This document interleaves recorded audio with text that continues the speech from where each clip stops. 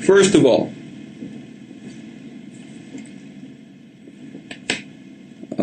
we would like to say all praises be to the Most High Ahaya in the name of Yeshua on this Sabbath. And may he give us the spiritual fortitude and understanding to bring forth this information today on his Sabbath. All right. Now, today, we're going to touch on a few things. All right. A class just happened, night before last, in which we went into with the GOCC men the complete understanding of how we can calculate the time on what you would call an elementary level to show others, so that there's no confusion going forward concerning the times. All right. In that information, we made sure we went step by step, so that if the elders or deacons are asked questions by others of why we calculate the time a certain type of way, outside of what you would see the Jewish people and the most Hebrews following, that you would be able to give them a poignant, direct answer with understanding and show them the truth concerning the Most High. So what I would like to do today through the Spirit of the Most High, I would like to bring forth some of that information to you today. All right. And after that, we're going to touch on the understanding of portals. And really, when it comes to time, understanding time and understanding the portals is one and the same. If we link to the Most High's time, you'll understand the holy days when they fall from year to year without any interruption up until eternity. We, not only through showing you this, we're going to also show you what the deceivers have done to make it where the children of Israel would never follow the truth concerning the Most High's holy days, to make sure that they would do anything to disconnect us from the truth of the Most High concerning his holy days. All right. So we're going to go into that, the time factor, and we also are going to go into the portals and the truth concerning the portals of the heavens in proximity with the earth. And what does that mean for us, believers in Christ, to be here at a time in which he will soon come? What does that information mean? What do the portals mean? All right. So through the Spirit of the Most High, we're going to try to tie all this in. Well, we will tie all this in today. We'll be using today the book of Jubilees. We'll be using the book of Enoch. All right. And we will also be using, first and foremost, the Holy Bible. All right. Now, once you see this information today, you'll know beyond any shadow of a doubt that the truth concerning the Most High and the records of the Most High are infallible when you understand them all together. All right. And that it cannot be disputed that time itself, which the Most High created, can only be resolved through Scripture. All right. Now, we're going to also put this out there today, that our holy day, all right, and when I say our holy day, for the beginning of the year, is March 15th. March 15th, okay? Wanted to make sure we understand that. We did classes on it a while back. All right. And someone brought it to my attention that I may have misspoken of a date, even though the information was correct concerning it, that the date may have been misspoken. I don't know. I didn't go back to view it. OK, but I will tell you today that it's March 15th. And I'm going to show you how you can calculate the new month of the year yourself. All right, so let's go. In understanding time, all right, I need you to go to the book of Jubilees first. Let me grab my Jubilees here.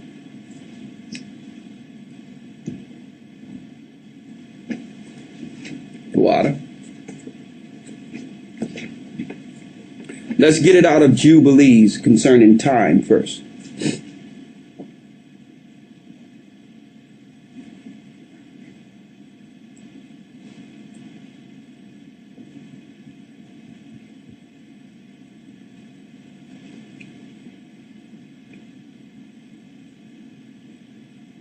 Yeah, hold the one in Enoch also.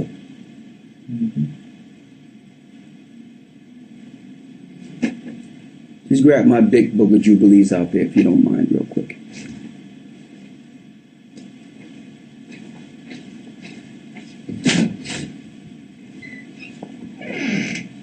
You have it? Mm-hmm. All right, let's go. We're in the book of Jubilees. All right. Now, for those who don't understand or know about the book of Jubilees, let me give you some understanding. All right. The book of Jubilees is further information given to the children of Israel on the mount. The Most High gave the children of Israel, our people, more than what they're showing you, more than what we can see in the Torah. All right. Water. Yeah, this is already marked. You got it? Mm-hmm. So we're going to be coming out of Jubilees, pseudepigrapha of the Old Testament. All right. Also, we're going to illustrate a few things that we'll be teaching on screen so that you can see exactly what we are seeing. So we'll illustrate this for those who will, those that learn easier through visuals. So we will illustrate it through our screen today so that you'll be able to calculate the times yourself. Okay? Let's start in the book of Jubilees. It states here in the book of Jubilees, chapter 6, verse 23. Now we're going to show you what's in the book of Jubilees. Now Jubilees is the breakdown of 7. You will not understand or know the times if you cannot break down the number 7. It's that simple. 7 is Jubilees. All right? Whether it be in a week, whether it be in hundreds of years, it's still Jubilees. So you have to be able to break down 7. So when the Most High said and told Moses, our leader in the Old Testament, when he told him to remember the Sabbath to keep it holy, it was also so that his people could keep track of time concerning prophecy. Right? Read. The book of Jubilees, chapter 6, verse 23. And on the new moon of the first month. Go ahead. And on the new moon of the 4th month. And on the new moon of the 7th month. And on the new moon of the 10th month are the days of remembrance, and the days of the seasons and the 4 divisions of the year. These are written and ordained as a testimony forever. And Noah ordained them for himself as feasts for the generations forever, so that they have become thereby a memorial unto him. Now let me go over this real quick in the chapter and verse where it says a new moon 4 times a year as a memorial. Most out there would relate this to the moon you see in the sky, which is one of the greatest deceptions the Gentiles have placed on our people. Before this time, and I'm going to show you according to scriptures, that there was no such thing as observing a new month using a moon. Why? Because the moon is out of course with the yearly table.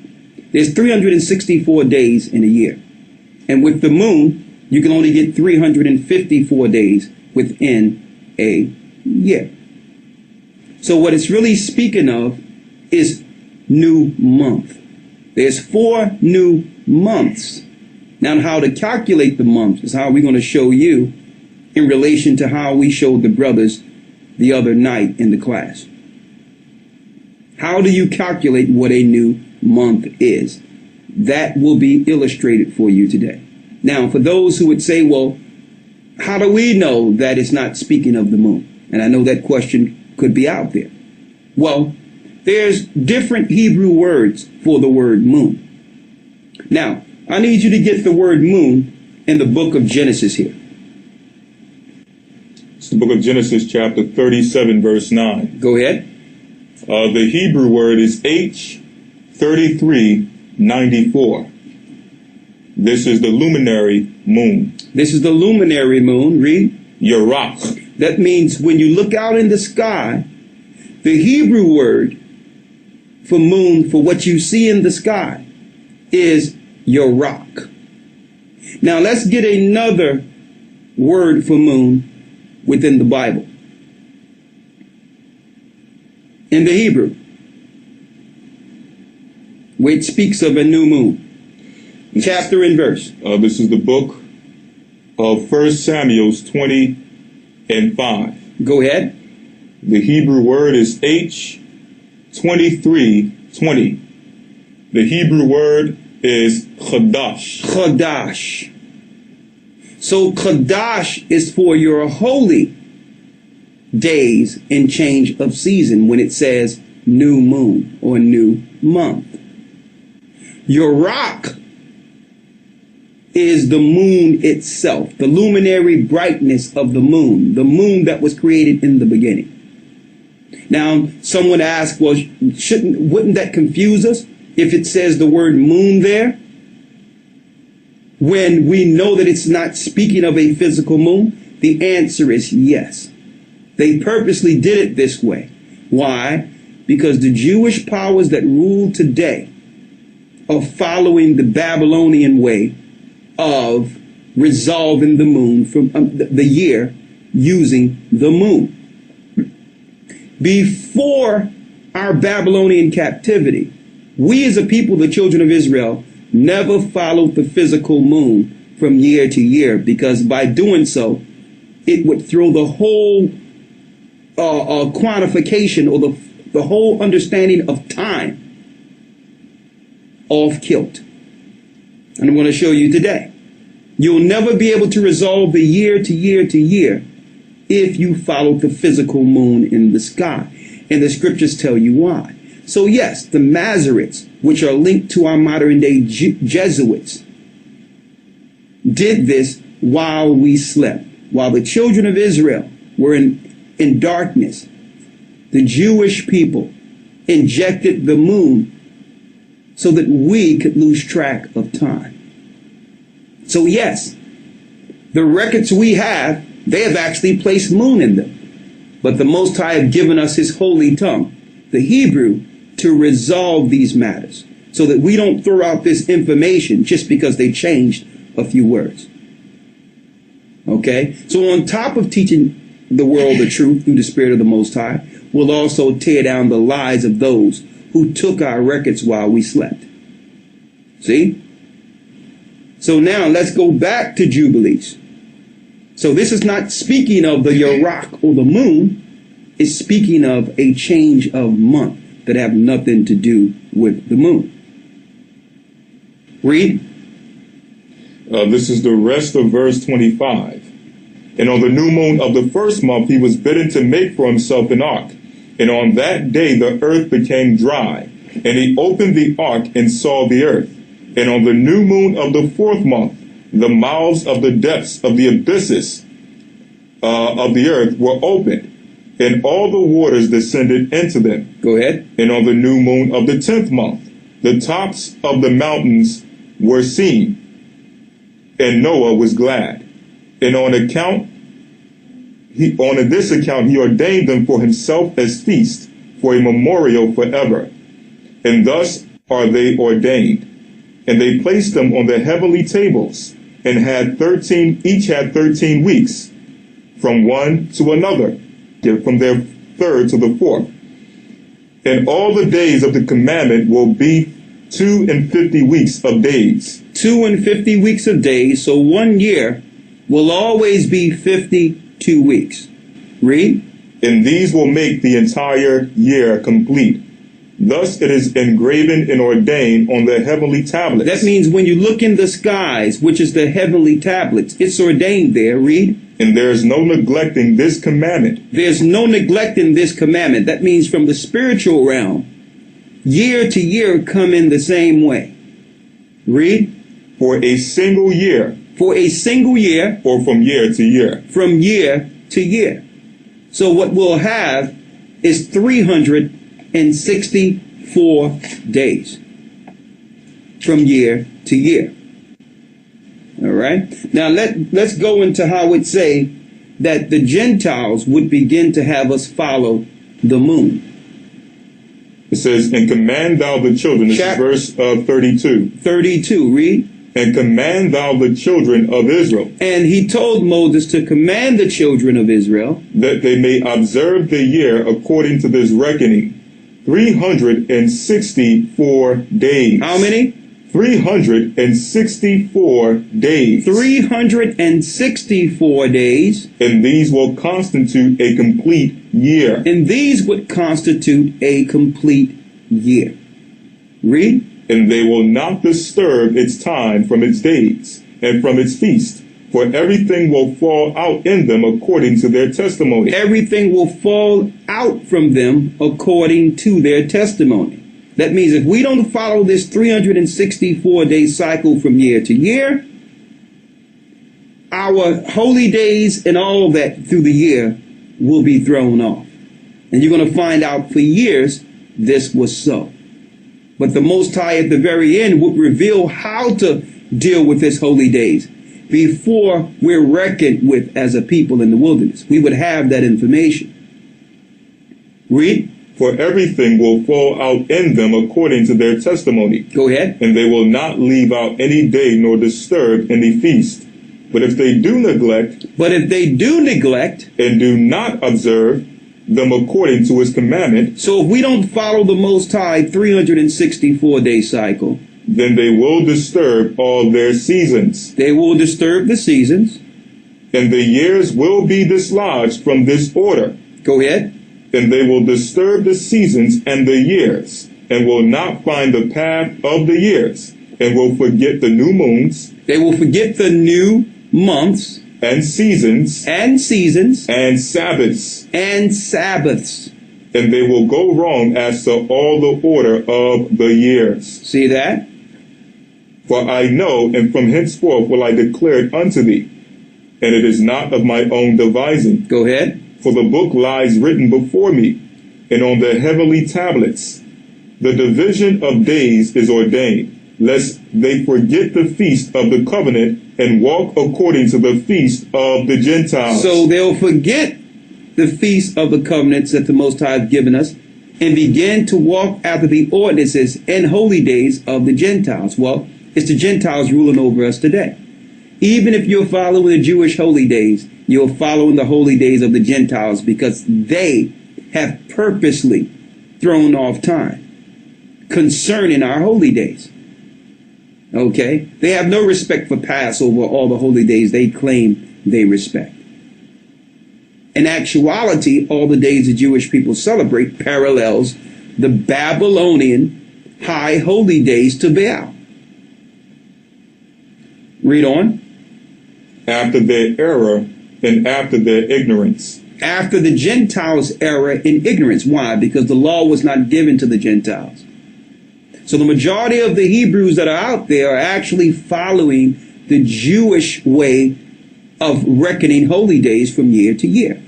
So how can you get the information from the enemy and say that they are correct? If they lied concerning who they are, of course they would lie concerning the holy days. The last thing that they would want to do as a people is to connect us as a people, the children of Israel, to our God. So while we slept, they changed certain words so that we, when we awaken and search for the Most High, would fall into a snare that they have set for us. To continue to follow their the Gentile ways in the gods, the fallen gods, the Gentiles' leaders. Read on.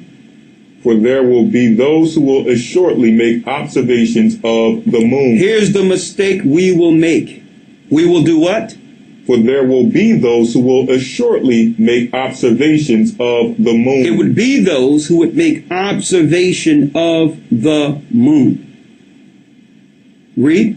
How it disturbs the seasons. How it disturbs the seasons. And comes in from year to year, 10 days too soon. It comes in from year to year, 10 days too soon. Read. For this reason, the years will come upon them when they will disturb the order. Now, why does it say the moon that from year to year it comes in 10 days too soon? Well, if any of you were to actually get the cycles of the lunar before you, you'll see that there's 6 months, 30-day cycles for the moon, and 6 months, 29 days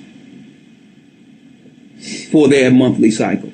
And when you add those days together, it gives us 354 days.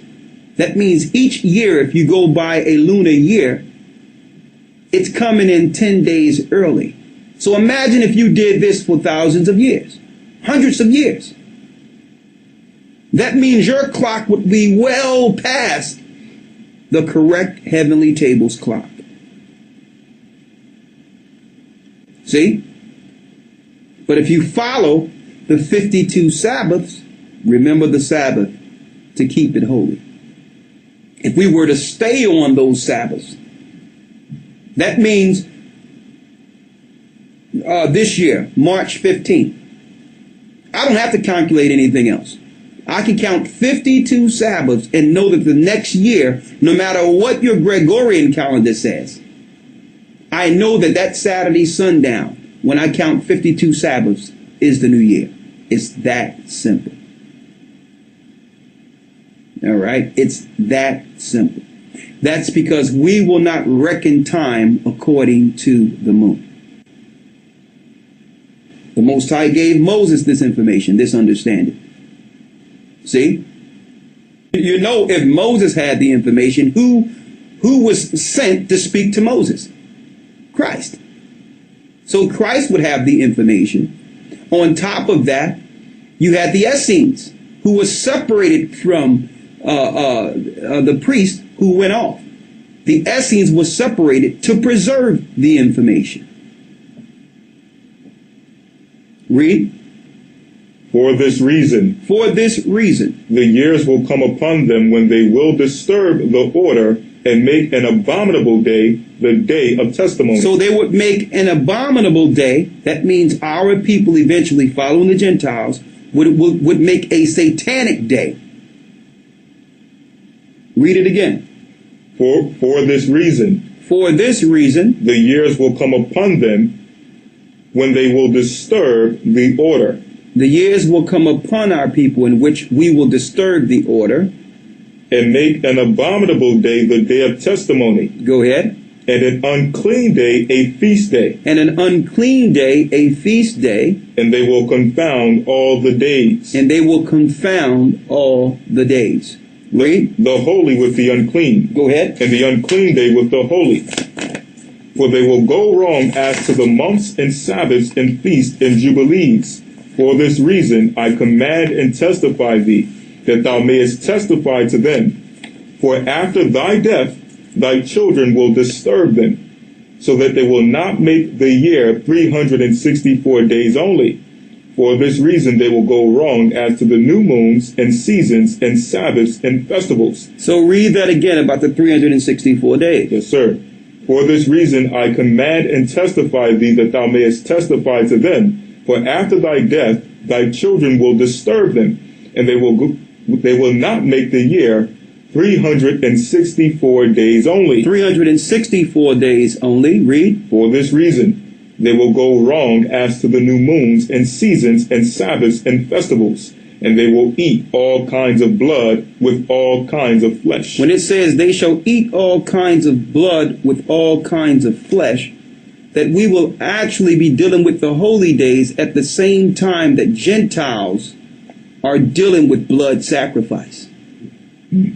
Satanic sacrifice. So you think you're following the holy days the Most High gave you, but the elite powers that are controlling the earth are sacrificing children and drinking blood and doing all types of evil and wicked things on the same day, to reverence their God. And this is how the Most High said it would happen, that the Gentiles would rule over us, and we would begin to follow the heathenistical ways of the Gentiles. What you have there, 1 Corinthians, right? Yes, sir. 10 and 20, read it. But I say that the things which the Gentiles sacrifice, they sacrifice to devils. So their holy days and everything the Gentiles do are to devils.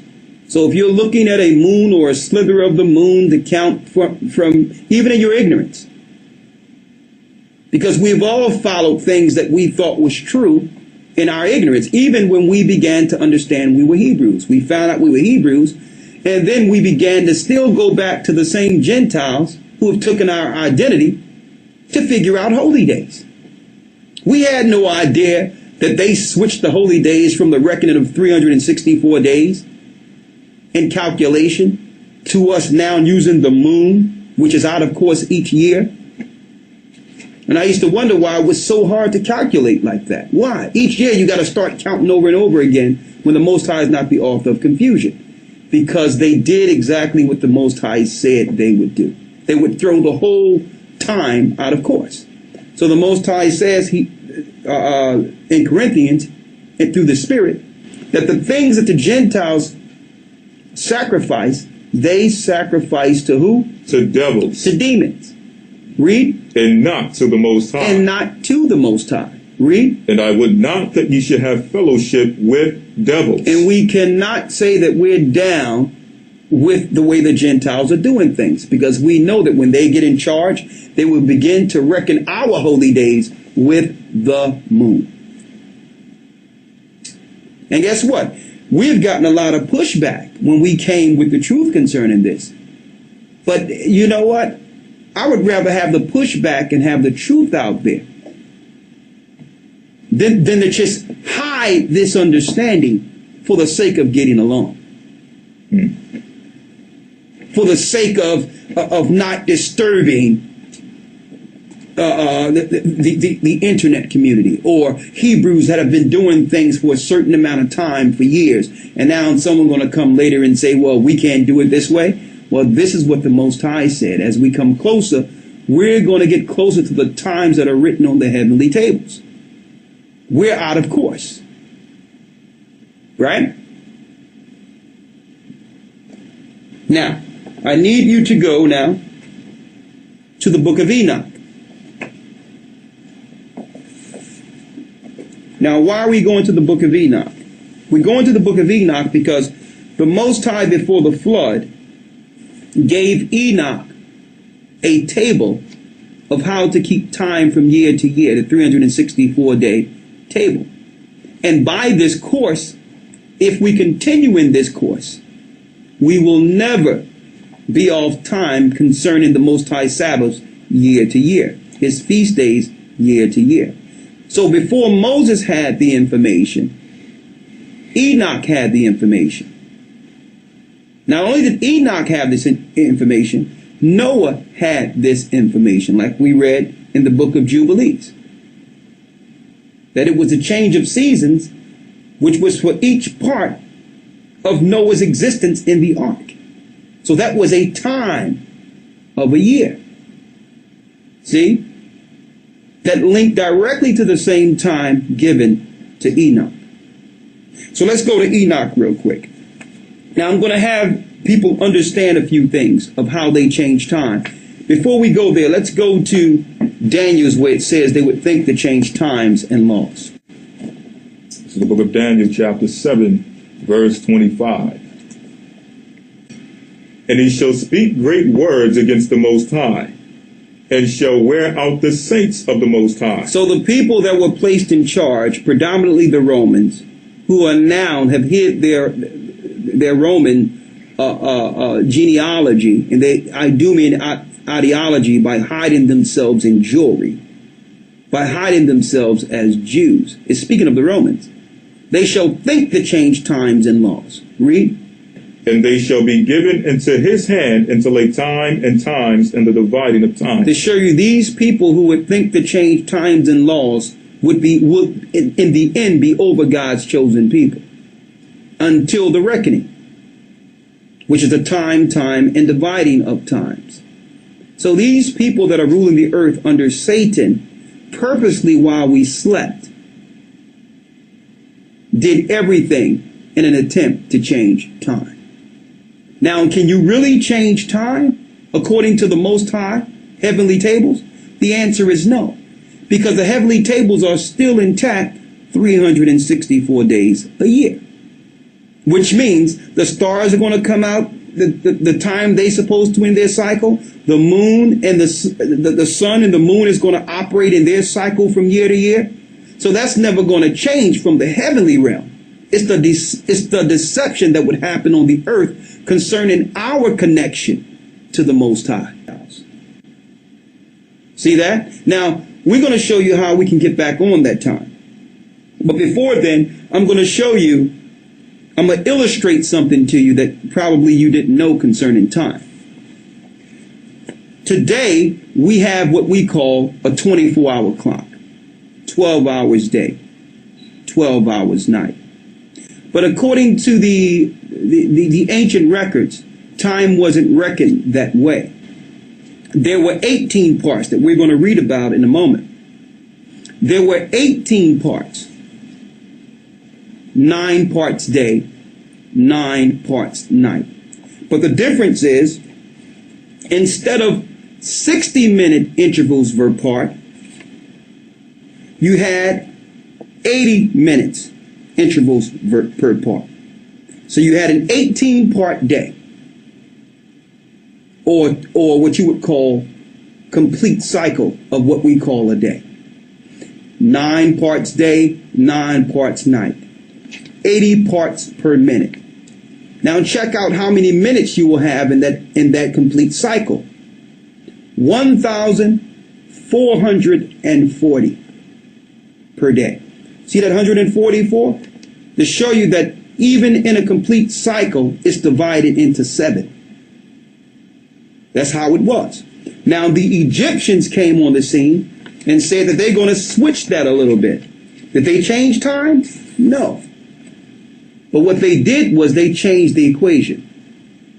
They made what you would call a 24-hour clock, giving us 12 parts for day or night, 12 parts night, 12 parts day. And instead of the 80 per part, they switched it to 60 per part. But it's still the same equation. 1,440 minutes in a cycle, to show you the Most High Sabbath breaks down even into minutes and seconds. It's still that 144 we see over and over in Scripture. Right? So the Egyptians changed it from 18 to 12 parts, but still it's the same 144. All right? Now I'm going to show you that cycle and how that links to our holy days. All right? And we're going to try a share screen today to give you an illustration so that you can see yourself. All right? I need you to go to the book of Enoch. It's the book of Enoch, chapter 72, verse 1. Go ahead. The book of the courses of the luminaries of the heaven. Now, hold up. Before we go here, because I know there's some people in this class will ask why we're going into Enoch. All right. Let's go to some scriptures to show you that Enoch is valid. And I also want to say this. We as Hebrews, the children of Israel, God's chosen people who believe in Christ, we only respect the records of our fathers. We don't respect any other record of the Gentiles out there that would have us argue, debate, or question the records of our Father, because we know the Gentiles have alternative motive into why they would rather us look at their record than ours. It's common sense that they would lead us to follow their gods. So we don't have no respect for any Gentile record out there that would have us question our Father's records. Okay? But let's go into the Bible to validate Enoch real quick, so that everyone know that Enoch is a biblical a biblical, a spiritual book that we should follow as a people. Read it. We're going to start at Hebrews 11, verse 5. By faith, Enoch was translated that he should not see death. By faith, Enoch was translated that he should not see death. And when you go into the full understanding of why Enoch was translated, he was taken into the heavenly realm, given information of time, because there will be a judgment on the fallen angels who came down to earth at the time of Enoch, during the time of Enoch, that would taint mankind and lead earth to its utter destruction. So there was a time period in which those same fallen angels would be judged. So this is why the Most High took Enoch into the heavens, to record the judgment given to men concerning these fallen angels. Now, the majority of the religions you would go into, including Christianity, hide the fact that the spirits that they light candles to or worship and all that are those same fallen gods of what you would call Greek mythology. They're the fallen angels. So they do things in doctrine to hide the gods they follow. So we're not in a debate or have to argue whether or not gods came down or angels came down and slept with women. We know that for sure. That's not even nothing that can be disputed. It can be talked about and debated amongst others, but we know it's true. All right? So Enoch was taken out. The scriptures tell us that he was translated into the heavens. But yet, there's very little information that these religious institutions will like to give you concerning why was Enoch taken into the heavens. What was the purpose? We know the purpose: to judge the fallen ones. Because those gods who are now in hell today, bound in the center of the earth, or what the Romans call, they would like to call it Hades, or the underworld, like the ancient Egyptians. These are the fathers of the Egyptians. Some of the pharaohs' bloodline linked directly to these fallen angels. Okay? The same thing with your Caesars. Their bloodline links directly to these angels on the other side of the flood. Okay? So as we know, and these are the Canaanite religions that are in the earth, and the Canaanite religion is the mother religion of all the religions of the earth. I know you say Catholic, but you want to find out that the Catholic religion, universal religion, is the Canaanite religion. The same religion, the same gods that the Most High put the spirit on David and others in the Old Testament to destroy. Now, as soon as our forefathers came out of Egypt, he put a spirit on Moses and the Israelites to war and go against these same gods. Okay? So they'll hide this in your religion. They'll never let you know that these are the gods that your presidents, the Queen of England, all the princes of this earth today are worshiping, because they believe that their bloodline links directly to these fallen gods. And in most instances, it's true that they are a hybrid creation outside of the Most High. That's why the earth is in the state it's in today, because they have no respect for the earth. The scriptures call them hybrids or bastards. They have no father. They have no respect for creation. So Enoch was taken to the heavens to one day to give us the information on how to judge and how to recognize the gods of this earth. You understand? And how to also preserve the righteous, to spiritually war against them. Okay? Read. By faith, Enoch was translated that he should not see death. Go ahead. And was not found because the Most High had translated him. For he had this testimony. That he pleased. For before his translation, he had this testimony that he pleased the Most High. The testimony he had is that he pleased the Most High. And he had a testimony to show you that there was a written record that your regular religions out here will never present to you.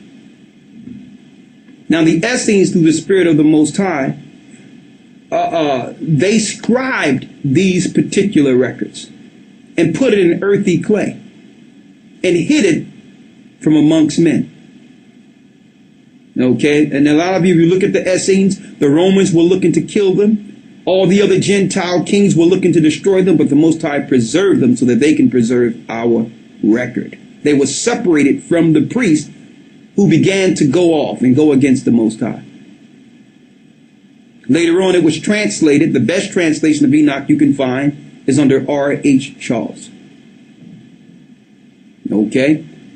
Oxford University, yes, our universities, these universities who hide our information, they paid this man top dollar once this information was found in the Qumran caves to sit in a room for years to translate this information and hid it from the population. All right? Now we understand why the Dead Sea Scrolls, the Book of Enoch, were found in the Qumran caves. Because the Most High knew that he needed some information in which the Gentiles or the Masoretes would not destroy or inject their ideology into. Let's read what Enoch, let's read in the book of Jude concerning Enoch. This is Jude 1 and 14. Go ahead. And Enoch also the seventh from Adam prophesied of these. And Enoch prophesied of these, saying, he's speaking of those wandering stars. Read the 6th verse. Verse 6. And the angels which kept not their first estate. And the angels which kept not their first estate. But left their own habitation. Left where they lived, which is the heavenly realm. He have reserved in everlasting chains under darkness until the judgment of the great day. So the fathers that came down on Mount Hermon into the earth are bound in Hades. They are the gods of the underworld. One name you can give for one of them, in Egypt lore. In Egypt lore, there's a name for one of them. Osiris. Osiris. Osiris. And see, and that's why they won't allow us, our people, because I've been there, to actually go into the pyramids and read there's a record that's recorded there of why the pyramid was made and who's down there. Osiris is no mythological god, okay? He's bound in Hades.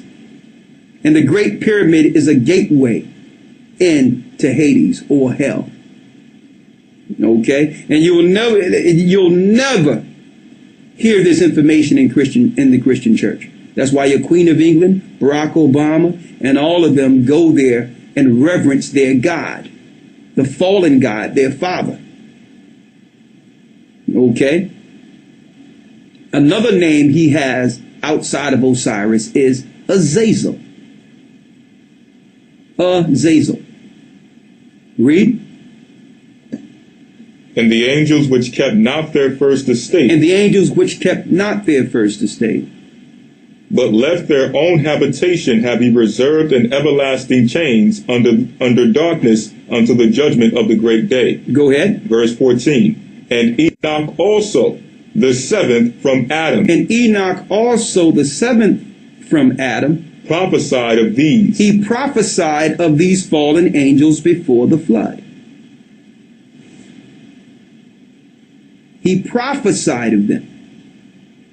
And I can't emphasize this enough because so many people try to deny that this actually happened. There's no such thing as Greek mythology or the mythological stories of ancient times. That's myth. No, these are true stories.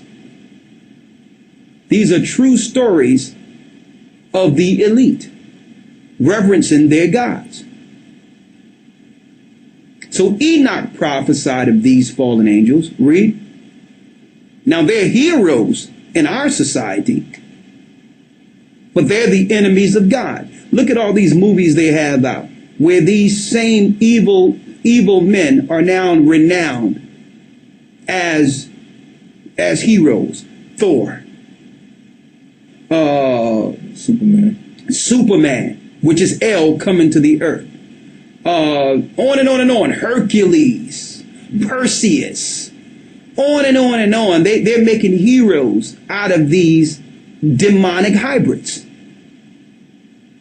Have your children reverencing them as superpower or great superhumans that are here to save mankind, when really it's the story of the gods before the flood. Read. Saying, Behold, the Lord cometh with 10,000s of his saints. The Lord cometh with 10,000 of his saints, which we know in the book of Enoch it says holy ones.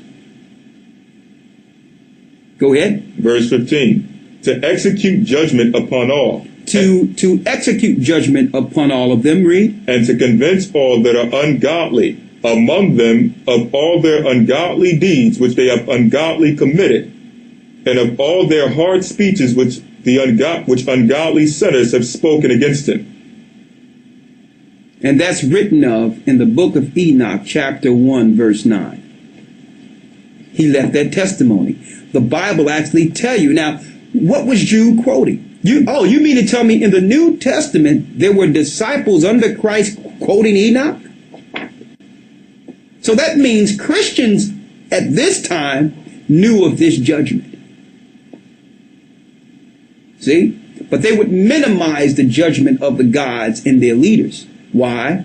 Because the leaders of this earth are set up over and control all religious institutions. So you'll never hear about this amongst them. Now, as you can see, the Bible validates the truth concerning Enoch and his testimony. Now we're going to go into Enoch concerning the time, of how we know how to calculate the time according to the 364 days which was reckoned according to Moses. That was reckoned and given to Moses also to show our people. And why are we doing this? We're doing this to show you that our holy days are precise from year to year. That the gathering of Christ's church will only deal with holy days concerning this 364-day reckoning. We will never deviate from that. We will never deal with holy days according to the calculations of the moon. All right? Now, let's go into Enoch and let's show it here. This is the book of Enoch, chapter 72, verse 1. The book of the courses of the luminaries of the heaven. Go ahead. The book of the courses of the luminary of the heavens. The relations of each according to their classes, their dominion and their seasons, according to their names and places of origin, and according to their months, which Uriel, the holy angel who was with me, which is their guide, showed me, and he showed me all their laws exactly as they are. So we know the angel Uriel is the god of all the luminaries, which you would call the general of all the stars, the sun, the moon, and everything that operates, which we see on the heavenly table. Uriel is the god under the Most High that's over these functions from the heavenly realm. Read. Which Uriel, the holy angel who was with me, who was their guide, showed me, and he showed me all their laws exactly as they are. So there's a law of the heavens. All right. Read. And how it is with regard to all the years of the world and unto eternity. So we are to reckon this time according to what we're reading until eternity. Read. Till the new creation is accomplished which dureth till eternity. Until the new heaven and the new earth appears. We are to reckon according to this time. Now keep in mind, if we go off and start following the moon, we would lose course according to this time. And while the children of Israel slept, while we were in captivity, the Gentiles began to change things so that when we awaken, we would be on the course of the Gentiles. We would believe that we would follow the holy days according to we'll think that we're doing it according to the Most High, but would be following the Gentiles. Now, why is this important? Why is this? Think about it.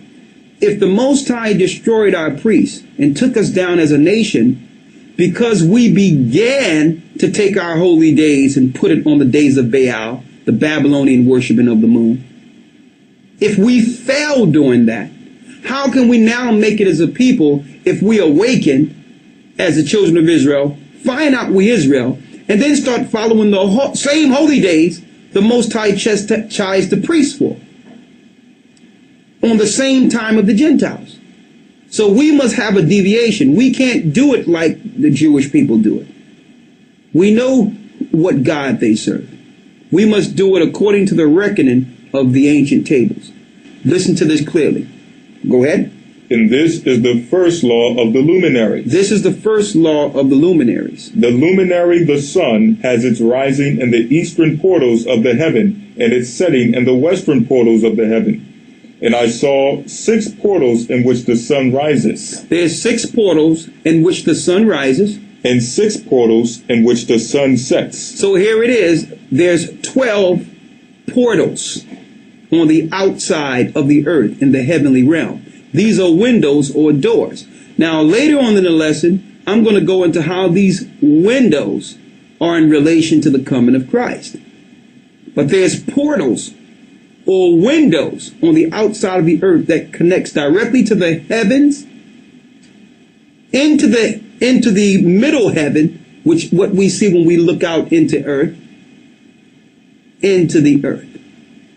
Now, these 12 portals, which the sun and moon cycles in and out of, now the Gentiles have turned these portals into what we would call gods or horoscopes to follow, because there's one spirit over every portal. So the Gentiles changed that into involuntary worshiping of angels by turning that into horoscopes, giving images to them, so that now they will guide mankind and show procrastination or future events, when we're not supposed to deal with that. The portals and the angels over them were not supposed to be used for divination. The Gentiles do that. Okay? Read. And the moon rises. Go back to the sun real quick, chapter and verse. So now, we're going to pick up from where we left off at and show you how to reckon the time according to Sabbaths and go into the portals according to Scripture. Right now we're in the book of Enoch. Please quote chapter 72. We're in Enoch chapter 72, verse 1. Go ahead. The book of the courses of the luminaries of the heaven and the relations of each according to their classes, their dominion and their seasons according to their names and places of origin, and according to their months, which Uriel the holy angel who was with me, who was their guide, showed me. Go ahead. And he showed me all their laws exactly as they are. Now, like I was mentioning earlier, that there are 12 ports or portals in which the moon, the sun and the moon move out of. So they're lying to the population and science, making you believe that the earth is revolving around the sun and that all the so-called stars, which they call planets, are revolving around the sun. That's a lie. Okay? What's going on is the earth is on its axis and have a cycle for that 364-day cycle. And all the luminaries go in and out of windows or ports around the earth.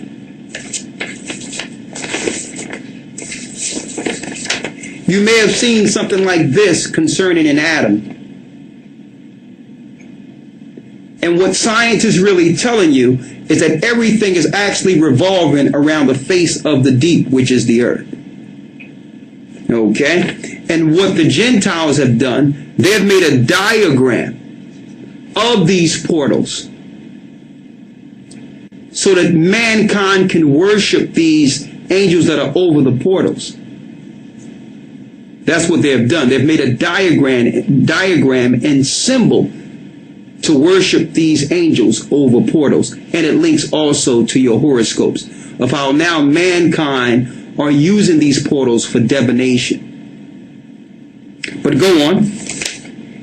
Who was with me, who is their guide, showed me, and he showed me all their laws exactly as they are, and how it is with regard to all the years of the world and unto eternity. So you must calculate time for eternity according to what the Most High have shown Enoch. Read. Till the creation is accomplished, which dureth till eternity. Until the new heaven and the new earth, which Christ will bring. Read. This is the first law of the luminaries.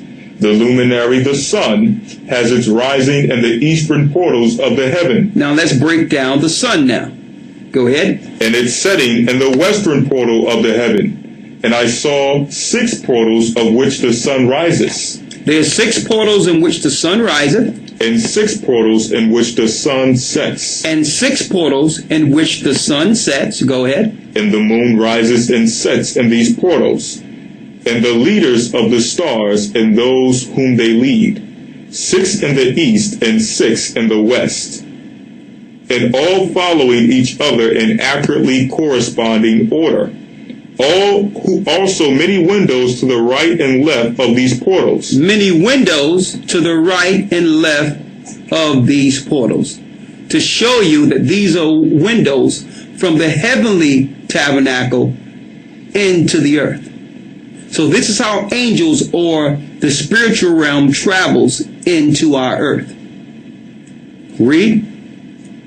And the first goes forth the great luminary named the sun, and his circumference is like the circumference of the heaven, and he is quite filled with the illuminating and heating fire. The chariot on which he ascends, the wind drives, and the sun goes down from the heaven and returns to the north in order to reach the east, and is so guided that he comes to the appropriate portal and shines in the face of the heaven. In this way he rises in the first month in the great portal, which is the 4th. And in the 4th portal from which the sun rises is the first month, or in the first month are 12 window openings, from which proceed a flame when they are opened in their season. So here we go. You see the sun moving through portals around the earth,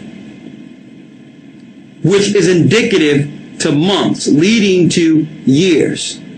So the sun is not in one place 100 billion miles away from the earth. The sun is actually operating and moving in and out of portals around the earth. That's how it works. Science would have you believe that things came from a big bang, the sun is just in one place, the moon is in the other, and that the earth is perpendicular from the sun, and when the earth turns, then the sun shines on it. See, but that's impossible, because there's places that are underneath at the bottom of the earth that still receive sun. If the sun was just in one place in the heavens, it would only give light to the top of the earth. Common sense. So the sun is moving in and out of portals around the earth, which is also a time in itself, just as if a hand was moving around a clock. Read. And in the 4th portal from which the sun rises, in the first month are 12 window openings, from which proceed a flame when they are opened in their season. When the sun rises in the heaven, he comes forth through that portal 30 mornings in succession, and sets accurately in the 4th portal in the west of heaven. And during this period, the day becomes daily longer, and the night nightly shorter. So what that's telling you is, when the new year begins during the spring, you have more light each day. And then it keeps going until it gets to the fall. As a matter of fact, I have a diagram before me to show you. On the diagram, how when the beginning of the year, it calculates around. Each day, until it gets to this point, you have 2 minutes extra each day of light. And then when it's ticking down from the fall, you begin to get 2 minutes less of light. That's why you have less light going into the fall, and especially in the winter. So during the springtime, it starts here. You have equal parts day and equal parts night, we're going to read for the last day of the year. And then you start having more sun, 2 minutes each day, up until you get to this point, which is the center, which is fall. Then after fall, we begin to get 2 minutes less of sun, and that's why it's darker earlier during the winter, until it comes all the way around here again, equal parts day and night, and it starts giving you more day again. That's how it works. Read. And during this period, the day becomes daily longer, and the night nightly shorter. Go ahead. To the 30th morning. Until the 30th morning. On that day, the day is daily longer, and the night by a 9th part. And the day amounts exactly to 10 parts, and the night to 8 parts. 10 parts, and the night to what? 8 parts. So you have 10 parts day, 8 parts night, showing us that originally there were 18 parts, not a 24-hour part like you see today. That didn't happen until the Egyptians came on the scene. All right? 9 parts day, 9 parts night, 80 minutes per part. It's that simple. Right? Read. And the sun rises from that 4th portal and sets in the 4th to returns to the 5th portal of the east 30 mornings, and rises from it and sets in the 5th portal. And then the day becomes longer by 2 parts, and amounts to 11 parts. Now, just to get straight to the point, let's go to the last day of the year in a year, which shows us equal parts night and equal parts day. Now, we're going here, brothers and sisters, because if we wake up in the midst of this and couldn't calculate from last year, because you can't calculate from a year before, if you're waking up in the middle of the year, you want to know, how do we calculate going forward? So you go to the last day of the year, and something happens on that last day of the year every year to let us know when a new year is coming in. That's the point. Let's go there. Enoch. This is Enoch 72, verse 30. Enoch 72 and 30. It says, on that day the night decreases in length, and the night amounts to 10 parts, and the day to 8. And on that day the sun rises from that portal and sets in the west, and returns to the east, and rises in the 3rd portal for 1 and 30 mornings. 1 and 30 mornings, go ahead. And sets in the west of the heaven. 32. On that day, which is the last day of the year, the night decreases and amounts to 9 parts. Go ahead. And the day to 9 parts. And the night is equal to the day. And the year is exactly as to its days, 364. And it's exact to the days, 364. So what do we have here? What it's showing you on the last day of the biblical year, on the righteous year in which the earth should follow and don't, that there's equal parts night and day, which is right here leading to 0 to start a new year. See that? To start a new year for 0. The mistake people have been making, they've been looking at equal parts day and night, when the Most High says the evening and the morning were the first day. So you can't look at what the day is and try to look behind it and see when was there equal parts night after you did the day first. It's impossible. Because in a new year, each day you get more sun than night. You get more day than night. So if you try to say equal parts day and night and try to find that, you'll never find it. You must look the day before and know the time between the night first and the day for the last day of the year. And I'm saying that because we have people emailing us saying they cannot find the time anywhere. It's still off for minutes because they're looking at equal parts day and night. No, the night came first. So we did this calculation about 2 years ago and realized that each year, from Friday sundown to Saturday sundown at the end of the true year, is equal parts night and equal parts day. So every year, no matter what year we're in, the new year will always fall Saturday sundown. So this 0 here will be Saturday sundown. When we count 14 days from that, you have your first holy day called the Passover. Right here where that red line is. That will be the Passover. To show you that the Passover will fall Friday night to Saturday sundown every year. So the second Friday every year will be the Passover, which is in the second week of the first year written up in Leviticus 23. So instead of dealing with the moon, which they deceived us into thinking, we're dealing with the month.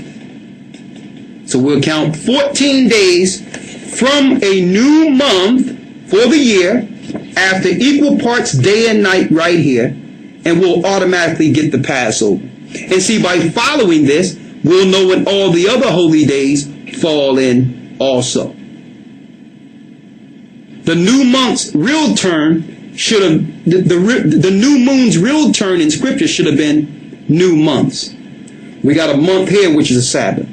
A month here, which is a Sabbath, which is a dividing of seasons. Spring, summer, fall, winter. These division of lines give us the 4 holy days for the changing of season, and it have nothing to do with the moon. It have everything to do with the cycles. You got equal parts night, equal parts day.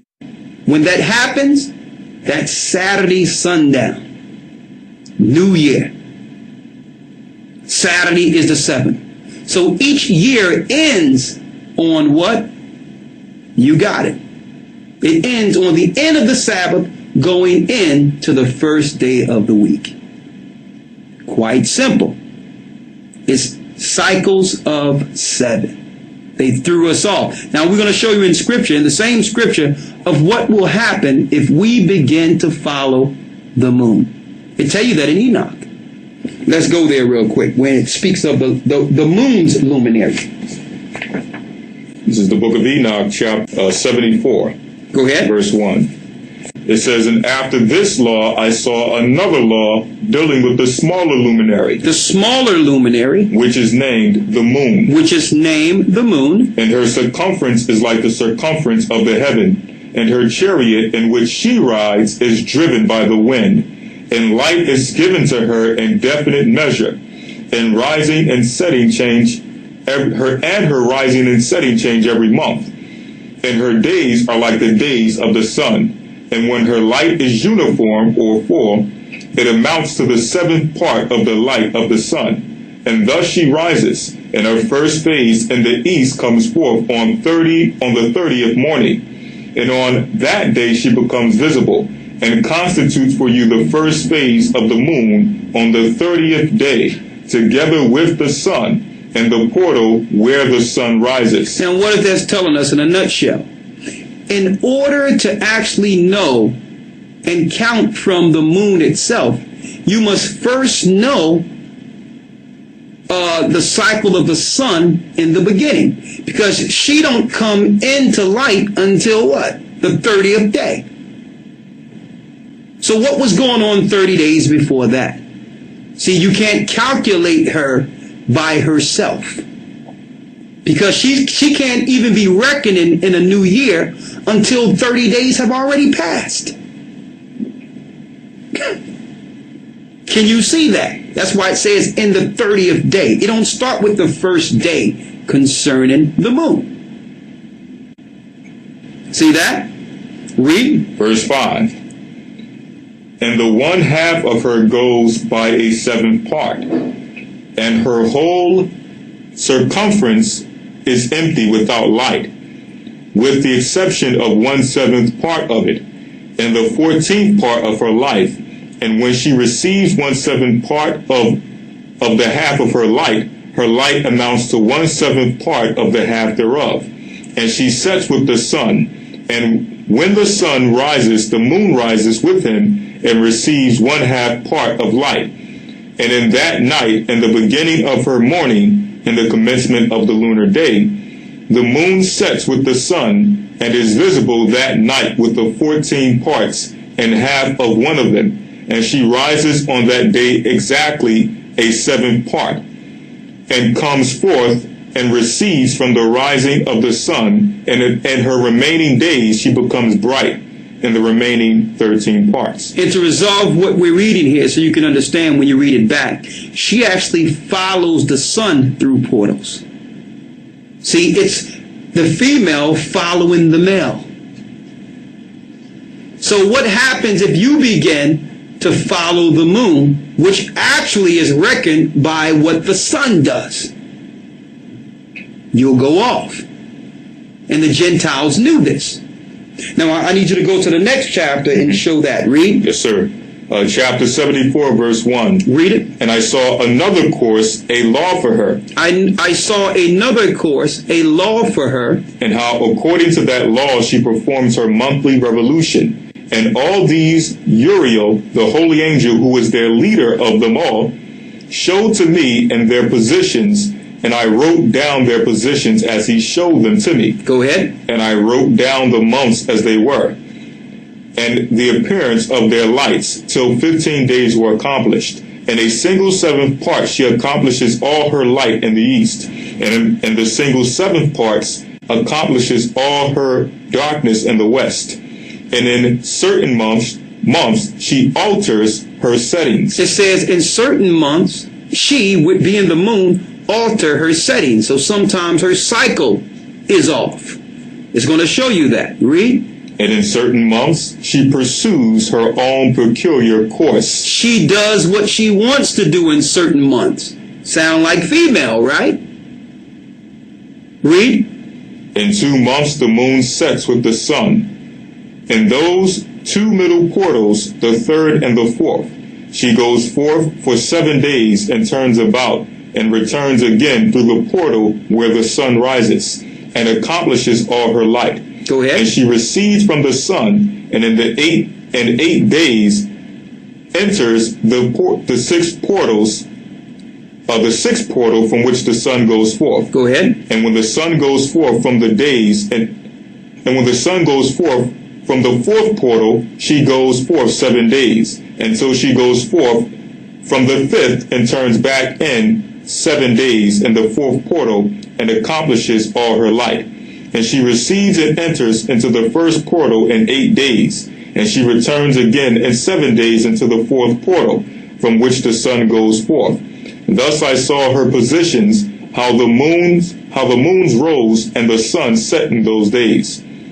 And in 5 years... So Enoch is seeing this from the heavenly tabernacle. He's seeing how it operates from the heavenly realm. Don't forget, he was taken into heaven to see how the luminaries work in its proximity to earth.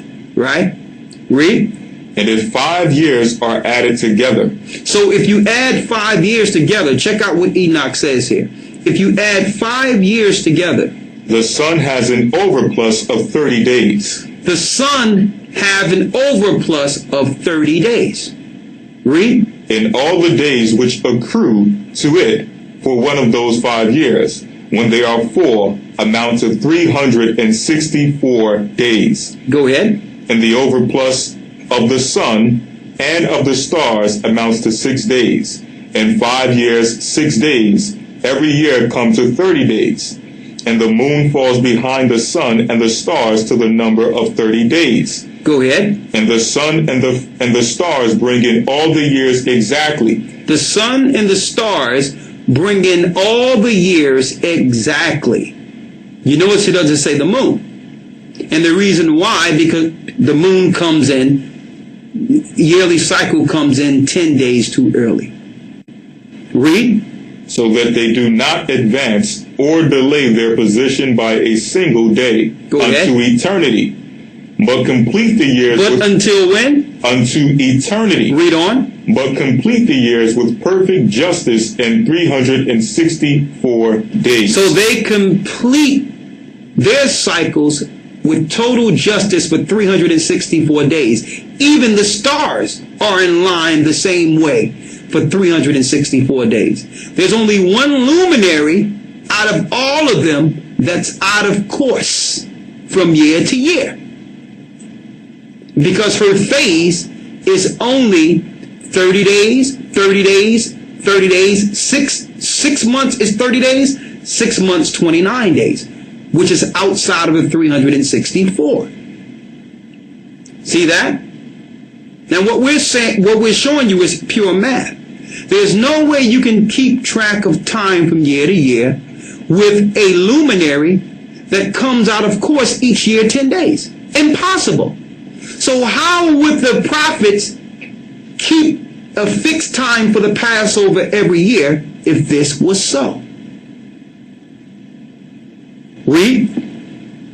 This is chapter 74, the rest of verse 13. Go ahead. In 3 years, there are 1,092 days. Now they're giving you math here. In 3 years, there's how many days? 1,092 days. 1,092 days. And in 5 years, 1,820 years. 1,820 years, read. Days, 20 days, go ahead. So that in 8 years, there are 2,912 days. 2,912 days, read. For the moon alone, the days amount in 3 years to 1,062 days. Look, it's 1,062 days for the moon. Read. And in 5 years, she falls 50 days behind. In 5 years, just in 5 years alone, if you're calculating with the moon, you fall how many? 50 days behind. You fall 50 days behind. Now imagine if you did this following the moon since ancient times. And that's why a lot of clocks out there are well beyond the clock we see today, because they're still dealing with the cycles of the moon. Read. And in 5 years, there are 1,770 days. Go ahead. So that for the moon, the days in 8 years amount to 2,832 days. For in 8 years, she falls behind to the amount of 80 days. In 8 years, she falls behind by the amount of 80 days. That's just 8 years. You see why it told us from the beginning we should keep the Sabbaths and follow the time of Sabbaths? So we know in a real cycle of a year, we have 52 Sabbaths. The year come in, equal parts night and day, at the end of a Sabbath, which begins the first day of the year, which is really the first week of the year. And that cycle will continue 364 days until eternity. So the only thing you would have to find out at first, which we've already done the research on, was when did that equal parts night and day, when did that come in? And we come to find out that's every year, Saturday sundown. Every year, Saturday sundown gives you the first day of the year, and that never deviates. You count 52. Now, it doesn't matter what the Gregorian calendar, whatever they give you, it doesn't matter. Because the luminaries will always keep their course with the cycle of 364. And that's why on your calendars they give you leap years and different things to try to resolve the fact that they are not dealing with the 364. They have to do leap years and take away days and do certain things so that they can actually line up Because if they didn't do it this way, then all the seasons would be out of course, because they're not going by the Sabbaths. So I don't have to resolve the heavenly calendar each year based on what the Romans did or what the Greeks did with the Gregorian calendar. It doesn't matter what they did. 364 days in the heavenly on the heavenly tables happen every year. 364. See? Read. It says, all the days she falls behind in 8 years are 80. In 8 years or what? Are 80. 80 days she falls behind in 8 years. Read. And the year is accurately completed in conformity with their world stations and the stations of the sun, which rise from the portals through which it rises and sets 30 days. So as we can see, none of us as Hebrews can actually calculate the time of the holy days from the moon. And I'm emphasizing this because we have another Passover coming up, and we have the New Year coming up, and you will never see the dates that we have as a church on any Hebrews time schedule. It'll never happen.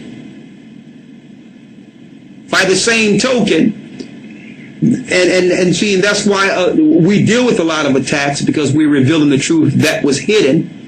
By the same token, you rarely see the name of Ahiah being used by any of the other groups either. They'll say, well, that's just a title. When the Most High didn't, when Moses didn't ask, well, what was your, give me your title so that I can take back to my people.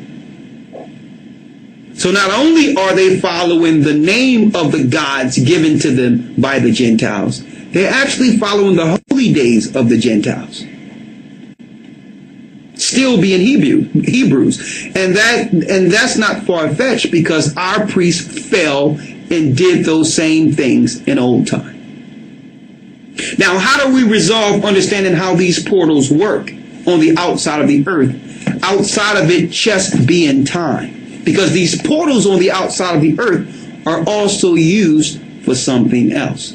They're actually windows or gates into our realm from the heavens. So I didn't want to just go into the time to show you that the portals are a time piece for the year.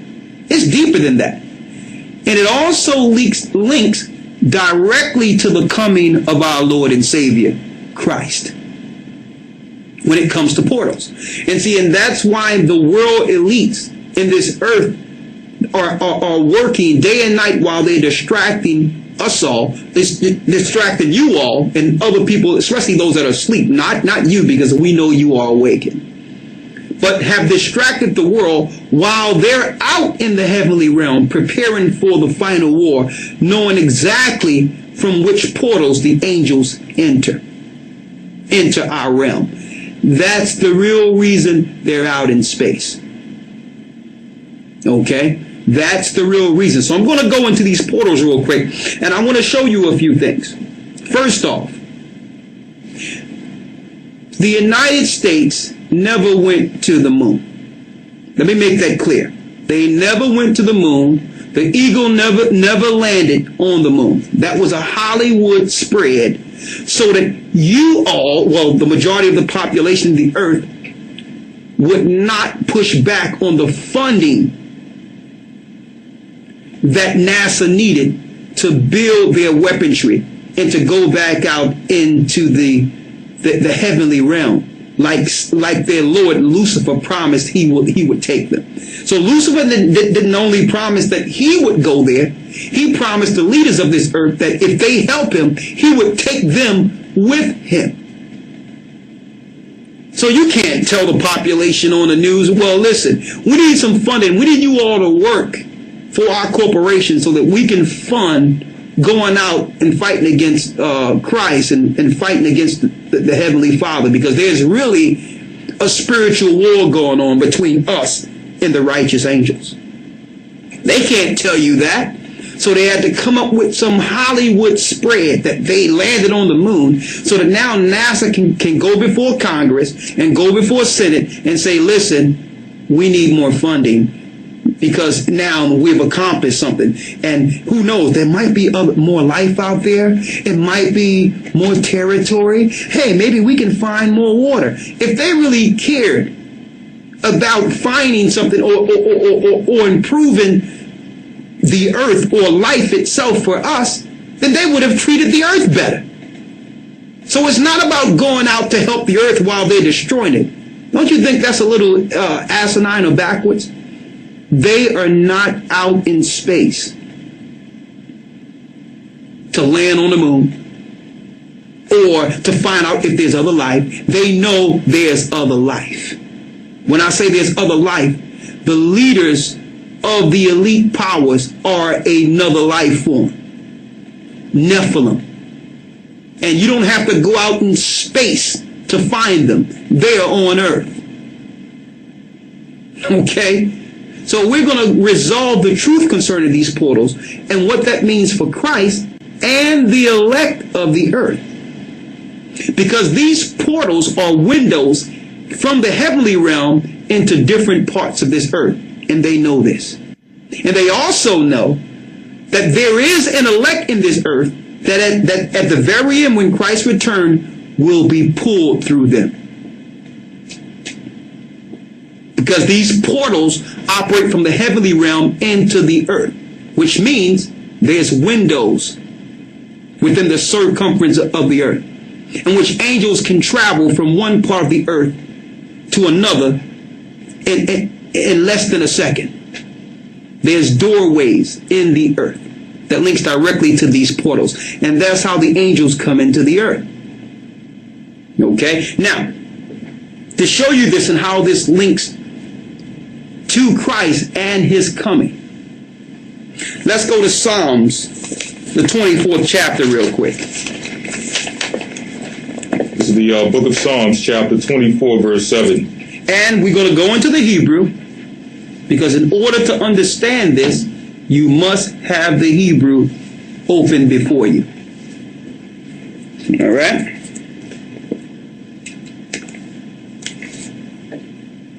Psalms 24 and 7. And this is one of the shortest Psalms. And it says so much. Start at the first verse. Psalms 24 and 1.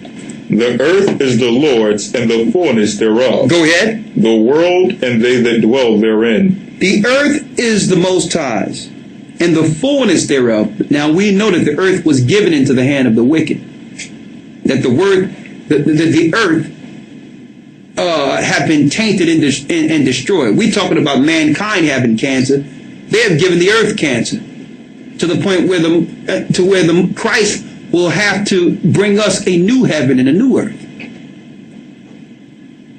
Read. Verse 2. For he hath founded it upon the seas and established it upon the floods. Go ahead. Who shall ascend into the hill of the Lord? Who shall ascend unto the hill of the Lord? Now that's deep right there. Because ascending means what? Going out. You are ascending. Who will what? Who shall ascend into the hill of the Lord? Or who shall stand in his holy place? And who shall stand in his holy place? Now, hold that, because we know that this is only for the righteous. We know that there's a door or a window in which Christ left and will return. But what did Lucifer say? Stick with me. This is Isaiah chapter 14, verse 12. Read. For thou hast said in thine heart. This is what he has said. No, let's go a verse before that. How art thou fallen? Verse 12. How art thou fallen from heaven, O Lucifer? How did you fall from heaven, O Lucifer? And he's the God of all the Gentiles. I don't care what religion you're following. He's your God. In ancient Rome, he was called Zeus. In ancient Greece, he was called Zeus. And they don't make no bones about it. As a matter of fact, over in Europe today, in Turkey today, they have taken the whole temple of Zeus, which was in Pergamos, Satan's seat, and reconstructed it in a museum. So while you guys are out there claiming that, this is all mythological and the atheists are saying God don't exist, Well, how did they reconstruct Zeus's temple in Turkey or over in Europe if this is not real? Read. For thou hast said in thine heart. This is what Lucifer has said in his heart. I will ascend into heaven. I will what? I will ascend into heaven. I will ascend into heaven. I will exalt my throne above the stars of God. I will exalt my throne above the stars, to showing you that he know about the portals. He know about the stars. He know about the heavenly tables that we read of in Enoch. See? Read, because he was once amongst them. He was an holy cherub that shineth from the heavens. Son of the morning, which means he was one of the singers that came before the throne every morning. Read. I will sit also upon the mount of the congregation and the sides of the north. So he promised to go exactly to where the Most High is. And that sides of the north is actually from the heavenly realm, but it links directly in the earth to Mount Hermon. The sides of the north, or the doorway from the sides of the north, from the heavenly realm, links into a gate in the earth, Mount Hermon. Let's get that real quick. Which shows the sides of the north is Mount Hermon. Then we're going back to Psalms 24. This is Psalms 48 and 1 through 2. Psalms 48, 1 through 2. Read it.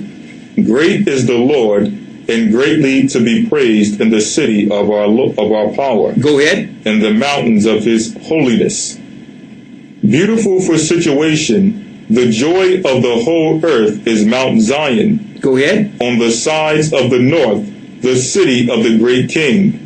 So we know that Mount Zion is the sides of the north within the earth. Mount Zion is Mount Hermon. So he promised that he would one day go out into the realm and link into the sides of the north. You understand? But he would have to use a gate to do so. And that's why they linked up with the elites to try to get technology that can help him get back there, because once Christ came to the earth, he stopped the doorway in which Lucifer used to go before the throne and accuse the brethren. Now let's go back. Psalms 24, verse 3. Let's go. Who shall ascend into the hill of the Lord? Or who shall stand in this holy place? Go ahead. He that hath clean hands. He that have what? Clean hands and a pure heart, who have not lifted up his soul unto vanity, nor sworn deceitfully. He shall receive the blessing from the Most High, the righteousness from the Most High of his salvation. Go ahead. This is the generation of them that seek him. This is the generation of them that seek the Most High. That seek thy face, O Jacob. That seek thy face, O who? O Jacob. O Jacob. You understand? And that's why all the nations loathe the Most High, because the only pure that can actually get this change and operate with the Father are the sons of Jacob, and they understand this. The Gentiles know this wholeheartedly. So they have joined allegiance with their Lord Lucifer, or Satan, probably other names of God within the Masonic orders all over the earth. They've joined with him so that they can be accepted and one day receive what the Most High promised us. But not by going our way, but going through another door, which Lucifer or their fallen one Satan have promised them. Listen to this clearly. Read. Lift up your heads, O ye gates. Lift up your heads, O ye gates. And be ye lift up, ye everlasting doors. Now I need you to go to heads in your Hebrew real quick, to show you that this is actually speaking of something deeper than what you see through Scripture. Lift up your heads. It says, lift up your heads, O ye gates. Go ahead. The Hebrew word for head is H7218. Go ahead. Ra'ash, which is To shake the head. To shake the head. As most easily shaken, whether literally or figuratively, in many applications of place, time, rank, etc. Hand, beginning, captain, chapiter, chief. So it's speaking of the leaders which are over portals.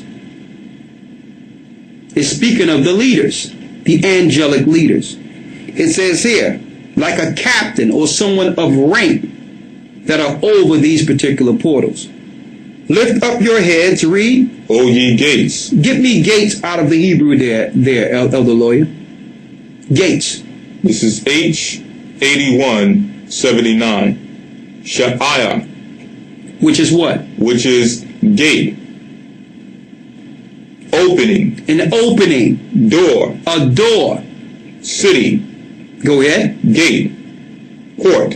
A port. A portal. Read it. Lift up your heads, O ye gates. So it's telling the leaders which are over the portals to prepare, to open them. Read. And be ye lift up. And be ye lift up. Read. Ye everlasting doors. Ye what? Ye everlasting doors. Ye everlasting doors. These are the gates which were in heaven, as we read in Enoch. Read. And the King of glory shall come in. And who shall come in? And the King of glory shall come in. So this tells us that even the powers that be know exactly what portal Christ is coming through, which will lead to the sides of the north, in which he will weave himself a mountain and begin war against the Gentiles who are over there within the east, that are there in the east. They know exactly what portal he's coming from. And that's why NASA was established. Good morning. My name is Carol Rosen. In 1974, after being a sixth grade school teacher, I was introduced to the late Dr. Werner von Braun in the U.S., the father of rocketry. In my first meeting with him, during that first 3.5 hours, he said to me, Carol, you will stop the weaponization of space. And I said, teachers don't stop until June. He said, no, you have to understand, this is February, and we have to prevent the weaponization of space because there is a lie being told to everyone that the weaponization of space is now first being based upon the evil empire, the Russians. There are many enemies, he said, against whom we're going to build this space-based weapon system, the first of whom was the Russians, which was existing at that time.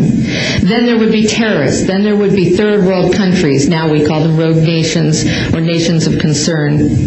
Then there would be asteroids. And then he would repeat to me over and over, and the last card would be the extraterrestrial threat, the extraterrestrial threat, the extraterrestrial threat. They're out there for the impending battle against our Lord and Savior. That's what they're there for. Now, finish reading. Verse 8.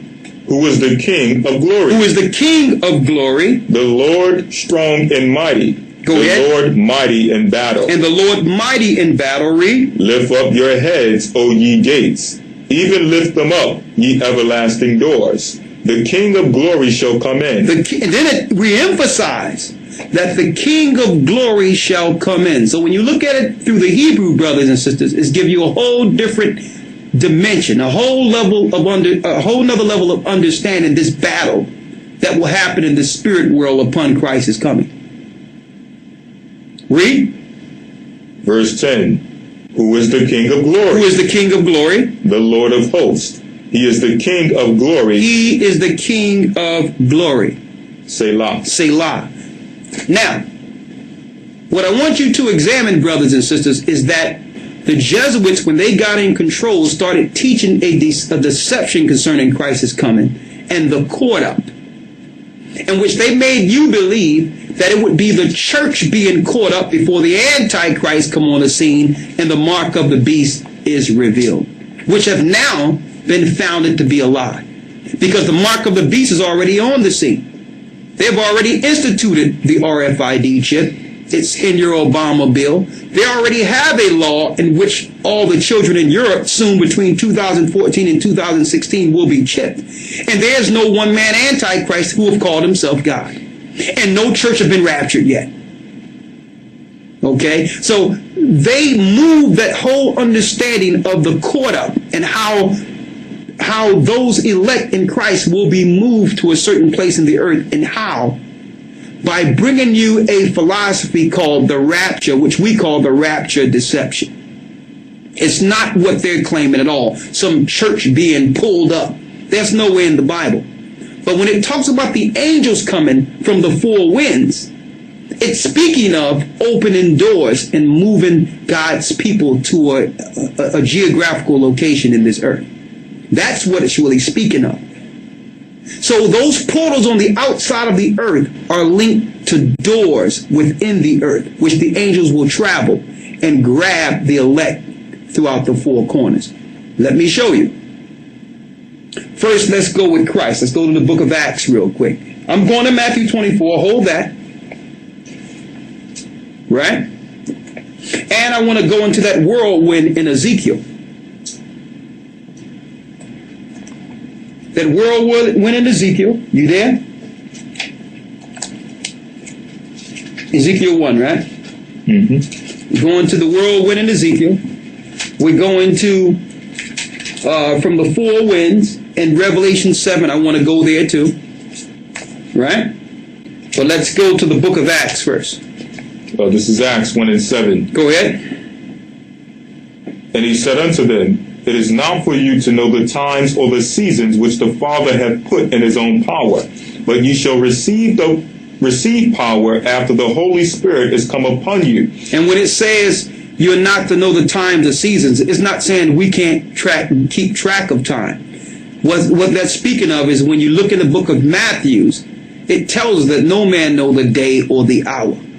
So no one can be on this earth predicting exactly when Christ is coming into the earth. Okay? That's totally off.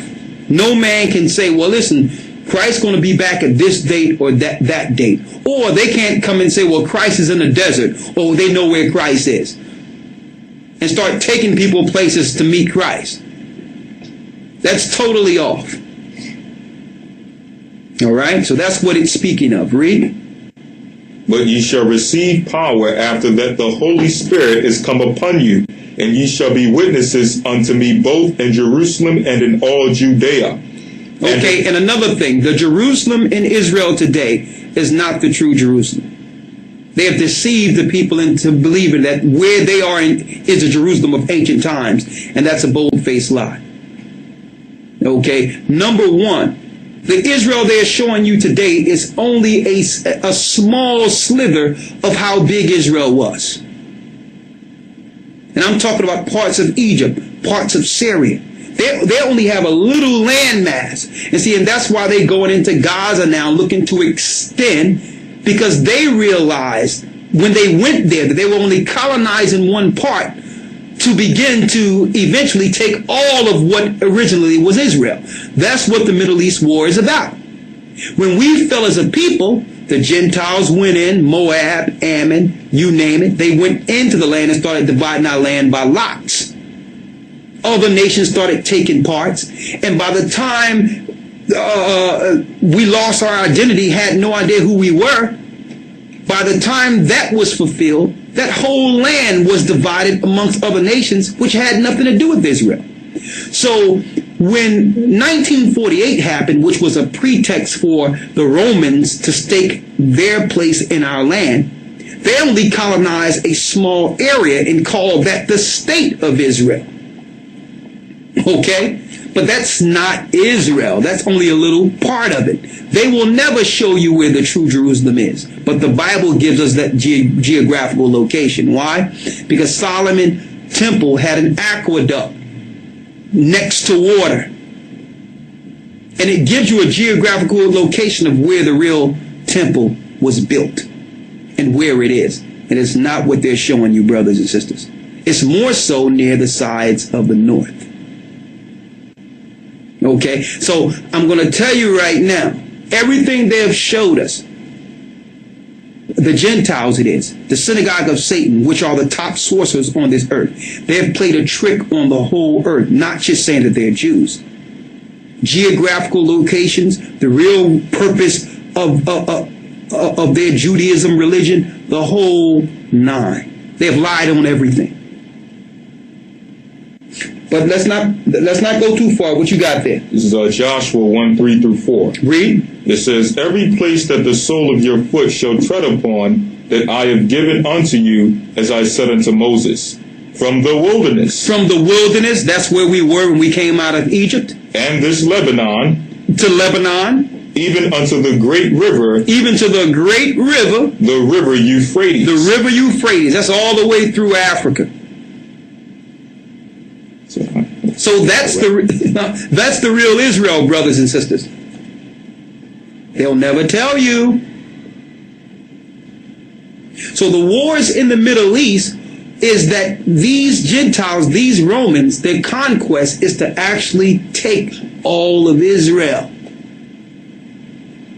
And that's why they started in the Middle East, with the same nations who was once at league with the Romans against us. Now that we've been displaced, they have the Gentile Romans, or the Jewish people today, have no pretext but the war against the same people whom helped them destroy us. Now they've taken parts of the Middle East. Their eyes now is towards the people who are near the Euphrates in different parts of Africa, which is really the last war before the coming of Christ. They're looking to eradicate us all together, and that's what they are in Africa for. That's what Bill Gates is in Africa for. He knows that these are the children of Israel. He knows that the Most High have awakened us. They know this. That's the last war. So Israel is not what you think it is. Okay, Israel is way bigger. Greater parts of Syria, greater Syria were all parts of ancient Egypt. Ancient Israel. Parts of Egypt was our land. But when we fell, the Egyptians started taking some, the Romans started taking some, the children of Lot started taking some, and started dividing our land, calling it theirs. Right? Finish reading. Let's go back to Acts now. This is Acts 1, verse 9. Go ahead. And when he had spoken these things, while they beheld, he was taken up, and a cloud received him out of their sight. Go ahead. And while they looked steadfastly toward heaven, as he went up, behold, two men stood by them in white apparel, which also said, Ye men of Galilee, why stand ye gazing up into heaven? This same Yeshua, which is taken up from you into heaven, shall so come in like manner as you have seen him go into heaven. He will ascend. He ascended into heaven. He's going to come back the same way. Read.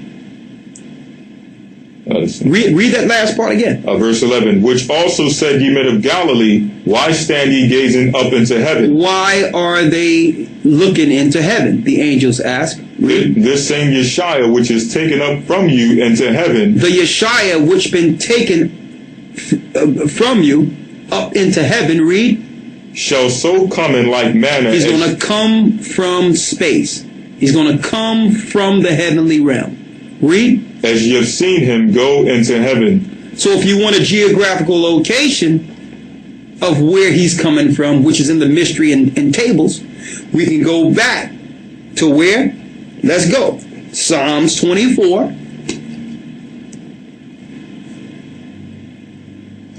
And read the 7th verse. Psalms 24, verse 7. Read. Lift up your heads, O ye gates. Lift up your heads, O ye gates. And be ye lift up, ye everlasting doors. And the King of glory shall come in. Now we know that these doors, according to the scriptures, are portals, gates. Read. And the King of glory shall come in. And the King of glory shall come in.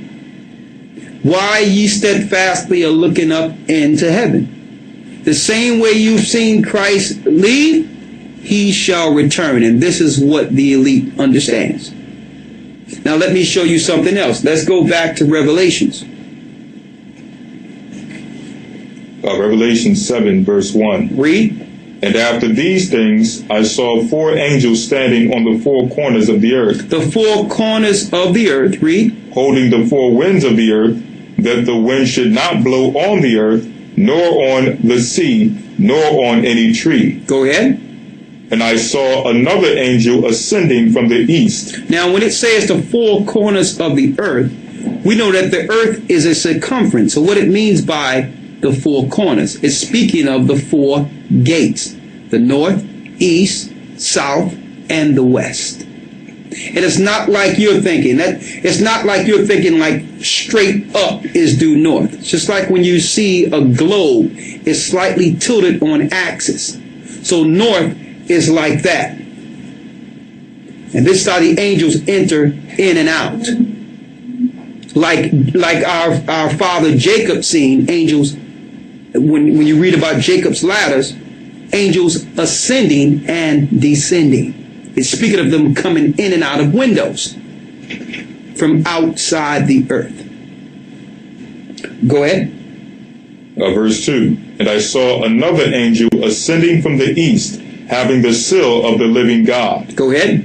And he cried with a loud voice to the 4 angels, to whom it was given to hurt the earth and the sea, saying, Hurt not the earth, neither the sea, nor the trees, till we have sealed the servants of our God in their foreheads. Until we have what? Sealed the servants of our God in their foreheads. Sealed the servants of our God in their foreheads. Read. And I heard the number of them which were sealed. And he heard the number of them which were sealed. And there were sealed 144,000 of all the tribes of the children of Israel. And there were sealed 144,000 of all the children of Israel. These are the elect who will be sealed at the very end to lead in the new millennium once Christ returns. Okay? So the Gentiles will never teach you this. The Gentiles will teach you that the Israelites are done away with. They're spiritual Israelites. It doesn't matter who it's, because they don't want you to know that the promises of Abraham will soon fall upon the sons of Abraham, Isaac, and Jacob. That through Christ we will receive our promise, which is the kingdom. Now, let's go back to the portals. Let's go to Matthew 24. St. Matthew chapter 24, verse 29. Linking directly to winds. Read. Immediately after the tribulation of those days. Immediately after the tribulation of those days. When it talks about the tribulation of those days, this links directly to Revelations 12, where it says the devil will come down knowing that he would have a short time. That means he would destroy the earth. He would do all these things knowing that our people, the people of promise, are scattered throughout the 4 corners of the earth. So they would bring in a new world order to identify these elect with that bloodline and totally eradicate these people. And it doesn't matter what other people that are killed in its wake. It doesn't matter. As long as they eradicate the children of Jacob, that's their core plan. And that's the reason for the New World Order. The reason for the New World Order is to finish what Rome started in 70 AD. That's the New World Order. Total eradication and death against Jacob, who we are. Read. Immediately after the tribulation of those days shall the sun be darkened, and the moon shall not give her light, and the stars shall fall from heaven, and the powers of the heavens shall be shaken. And then shall appear the sign of the Son of Man in heaven. Now, it's saying this because upon the coming of Christ, all the luminaries that are on the outside of the earth will lessen their light. And the greatest light will come from heaven, which is Christ himself, coming through those ports, which is the port of the north, that high port. Read. And then shall all the tribes of the earth mourn. Now, why are all the nations crying and mourning upon Christ's return? Shouldn't we be rejoicing upon the coming of Christ like the Christian church say? Shouldn't we be celebrating Christ's coming? Why are all the families of the earth mourning? Why? Because they're going to lose their position that the gods have given them within this earth.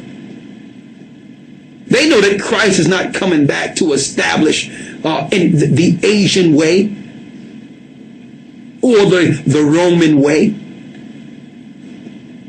or the Arab way or the Middle Eastern. No, he's coming back to establish Zion, and the earth will be ruled from Zion. So the whole earth will mourn, because the majority of this earth have been turned to Baal, to Satan, and have been tricked into following the Antichrist spirit, which is Satan himself. There's not no one man that's going to pop up from somewhere. That's total deception. Anyone waiting for one man to pop up, you are already deceived. The Antichrist spirit have been working since the fall of Lucifer. Read. And then shall appear the sign of the Son of Man in heaven. Go ahead. And then shall all the tribes of the earth mourn. Then shall all the tribes of the earth mourn. And they shall see the Son of Man coming in the clouds of heaven with power and great glory. In the clouds of heaven. So what you'll see is a total materializing of the spirit world coming into this earth. And see, they try to throw you off by this misinformation all online, talking about planet X and some invisible planet and all that. That's the same garbage as if you believe that Neil Armstrong landed on the moon. Same distraction. It's all about the war. It's the war against the heavenly realm and the earthly realm, which is ruled by principalities, powers, gods, fallen angels, Nephilim. That's what the war is about. It's not about planet Nibiru. So here it is. The heavenly realm will materialize itself in our realm upon the coming of Christ. Read. And they shall gather together, Salaki, the rest of verse 30. And they shall see the Son of Man coming in the clouds of heaven with power and great glory. Go ahead. And he shall send his angels with a great sound of a trumpet, and they shall gather together his elect from the four winds. From the four winds. Now notice that four winds also link up with the four winds in Revelations, which links up to four ports or gates into the earth. This is how the elect will be gathered.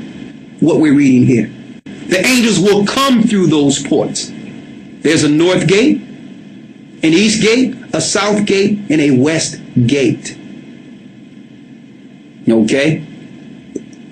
What's going on the outside of this earth is nothing of what they're telling you through NASA.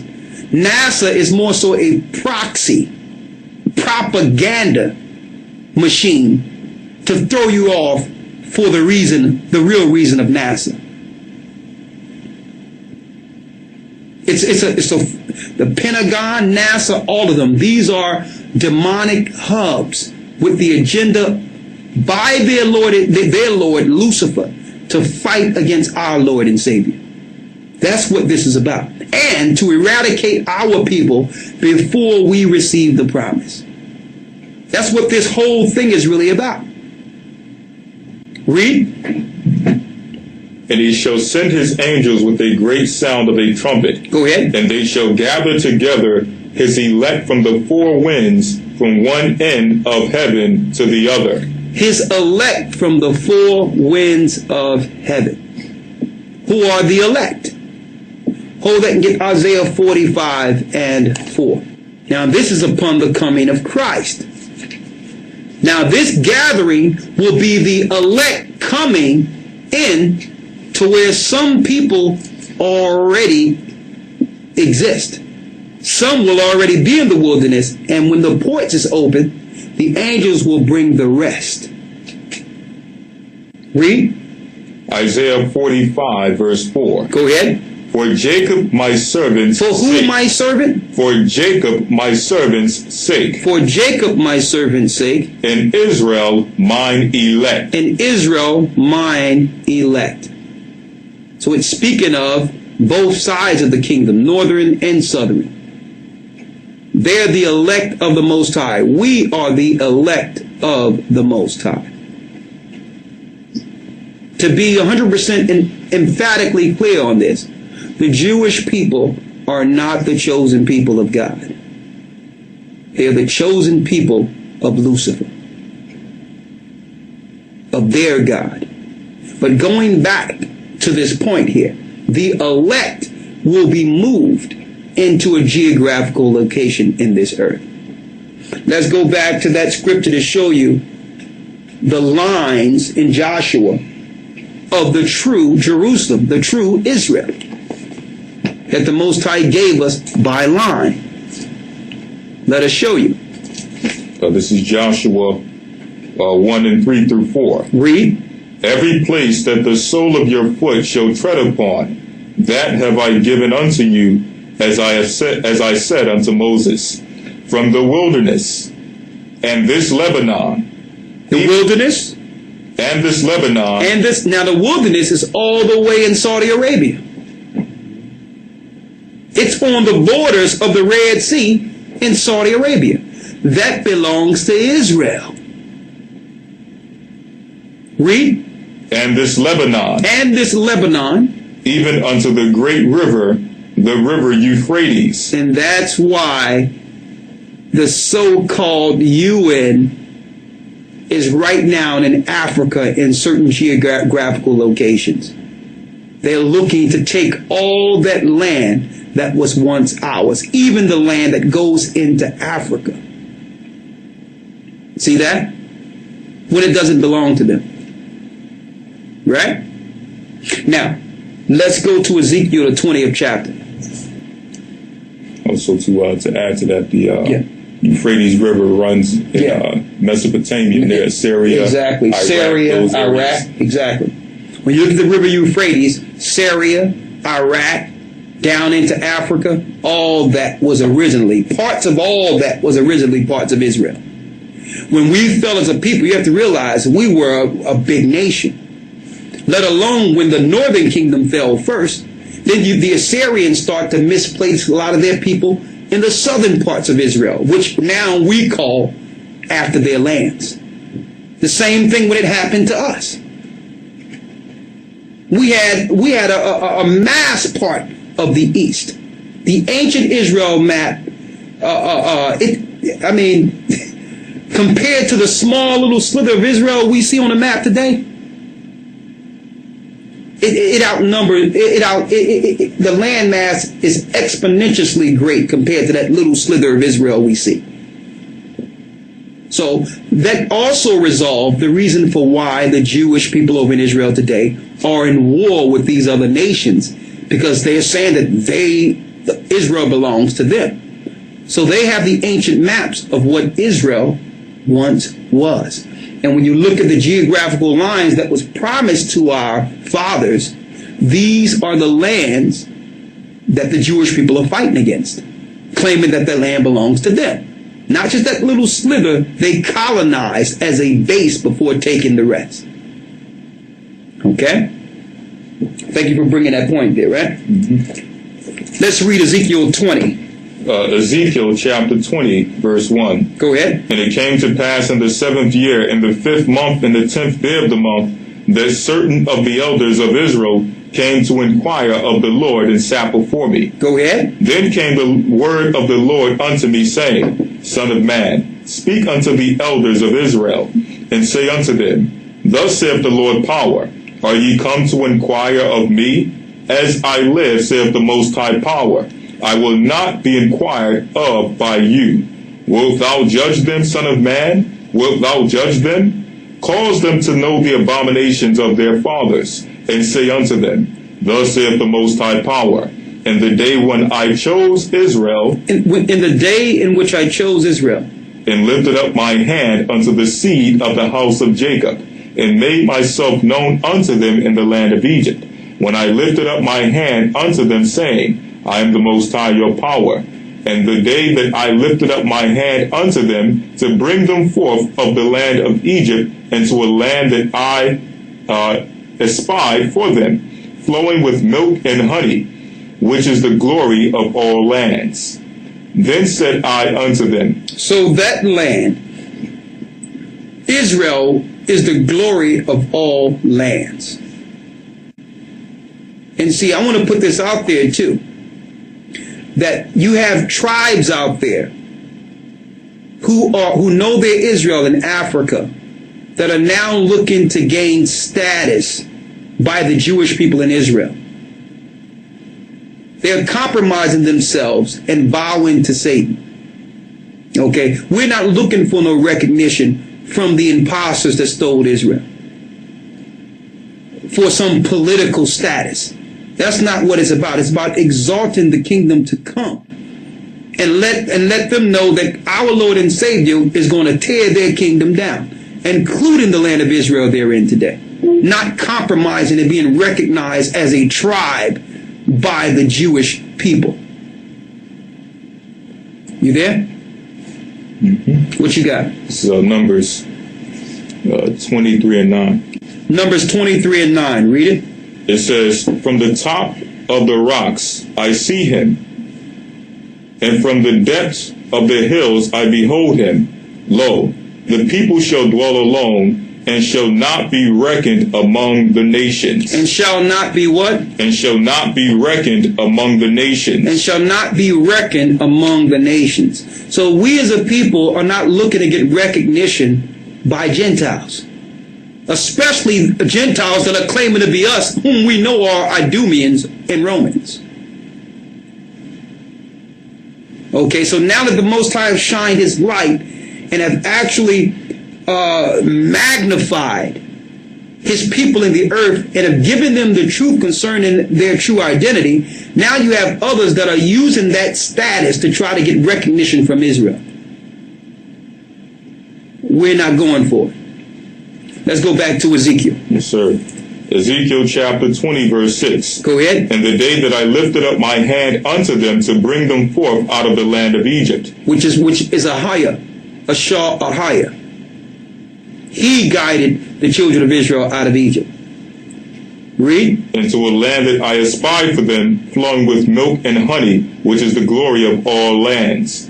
Then said I unto them, Cast ye away every man the abominations of his eyes, and defile not yourselves with the idols of Egypt. I am the Lord your power.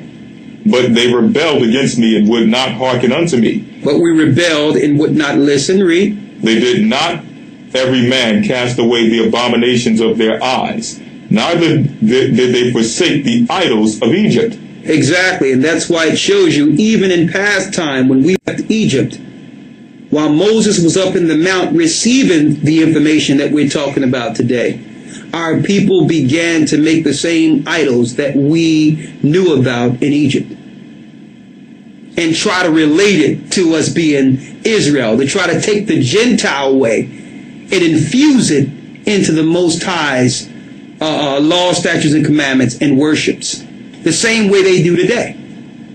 I see brothers today operating with beanies on their head like the Jewish people, the little things around on top of their head, worshiping on the holy days of the nations, calling on Yahweh, putting on the star of Moloch. And also, come to find out, going further into the star of Moloch, that linked directly to involuntary worshiping of angels. Because the six-pointed star inverted was actually a geographical location of all the 12 ports. So that now the Gentiles could worship the angels in the 12 ports. Even that symbol came from the worshiping of angels. And the Gentiles sacrificed children in that same star. That's what it's really about. Sacrificing to the angels whom the Gentiles worship. You see brothers running around with that on their neck, which only represents the death of our children. Read. The rest of verse 8. Go ahead. "Then I said, I will pour out my fury upon them to accomplish my anger against them in the midst of the land of Egypt. But I brought for my name's sake." But for his name's sake. "But I wrote for my name's sake that it should not be polluted before the heathen, among whom they were, in whose sight I made myself known unto them, in bringing them forth out of the land of Egypt. Wherefore I caused them to go forth out of the land of Egypt, and brought them into the wilderness, And I gave them my statutes and showed them my judgments, which if a man do, he shall live in them. Moreover, also I gave them my Sabbaths, to be a sign between me and them. I gave them my what? Moreover, also I gave them my Sabbaths. I gave them my Sabbaths. To be a sign between me and them. To be a what? A sign between me and them. How do we quantify or link this all in? Let's hold it and get Genesis, the first chapter, where it says what will be signs for us in the earth. What did he set for signs for us? So Genesis chapter 1, verse 14. Read.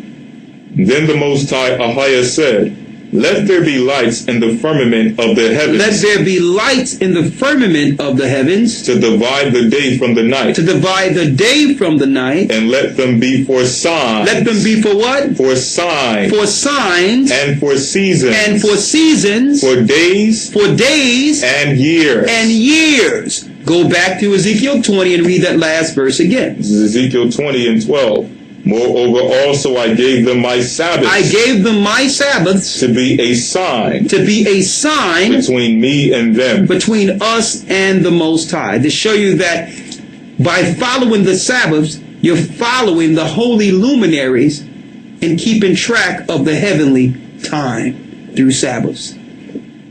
See? 52 Sabbaths, a complete year.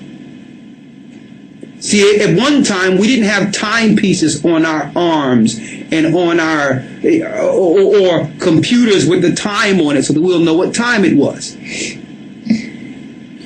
At one time, before this technology, in order to keep track of time, we as a people had to stay connected to the heavenly realm.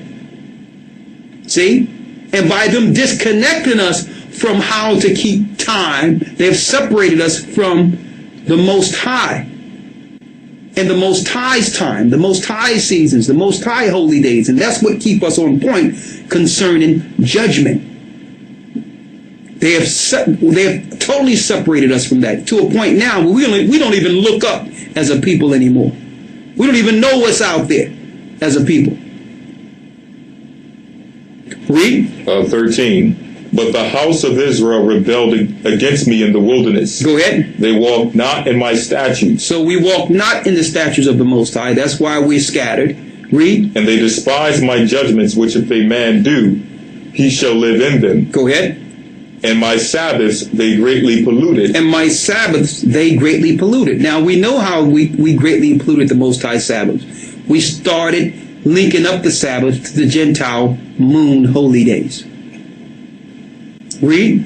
Then I said, I would pour out my fury upon them in the wilderness to consume them, but I wrote for my name's sake that it should not be polluted before the heathen in whose sight I brought them out.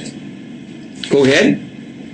Verse 15. Yet also I lifted up my hand unto them in the wilderness, that I would not bring them into the land which I had given them, flowing with milk and honey, which is the glory of all lands. To show you that a remnant of us did not go into the land. The Most High killed off a whole generation that came out of Egypt, to where the only people who originally were in Egypt who walked into the land was Joshua and Caleb.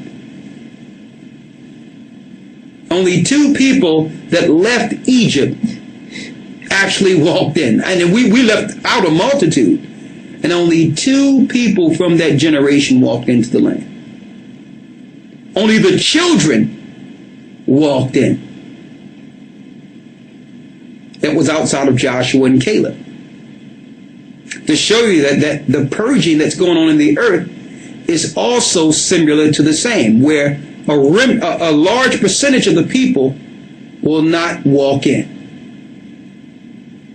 We're going to go there in a moment. Read. Verse 16. Because they despised my judgments and walked not in my statutes, but polluted my Sabbaths, for their heart went after their idols. To show you the importance of the Sabbath. And the Christians, they repeat over and over again, listen, the Sabbath is done away with. We're not done with the Sabbath. Sunday is the new Sabbath. Come to church on Sunday. You cannot follow the old law while they follow a law every Sunday. against the Most High? To show you the importance of our Sabbaths. So Sabbath is deep. You follow the Sabbaths as holy days, but also it's an indicator of time. It's to stay on course with the Most High.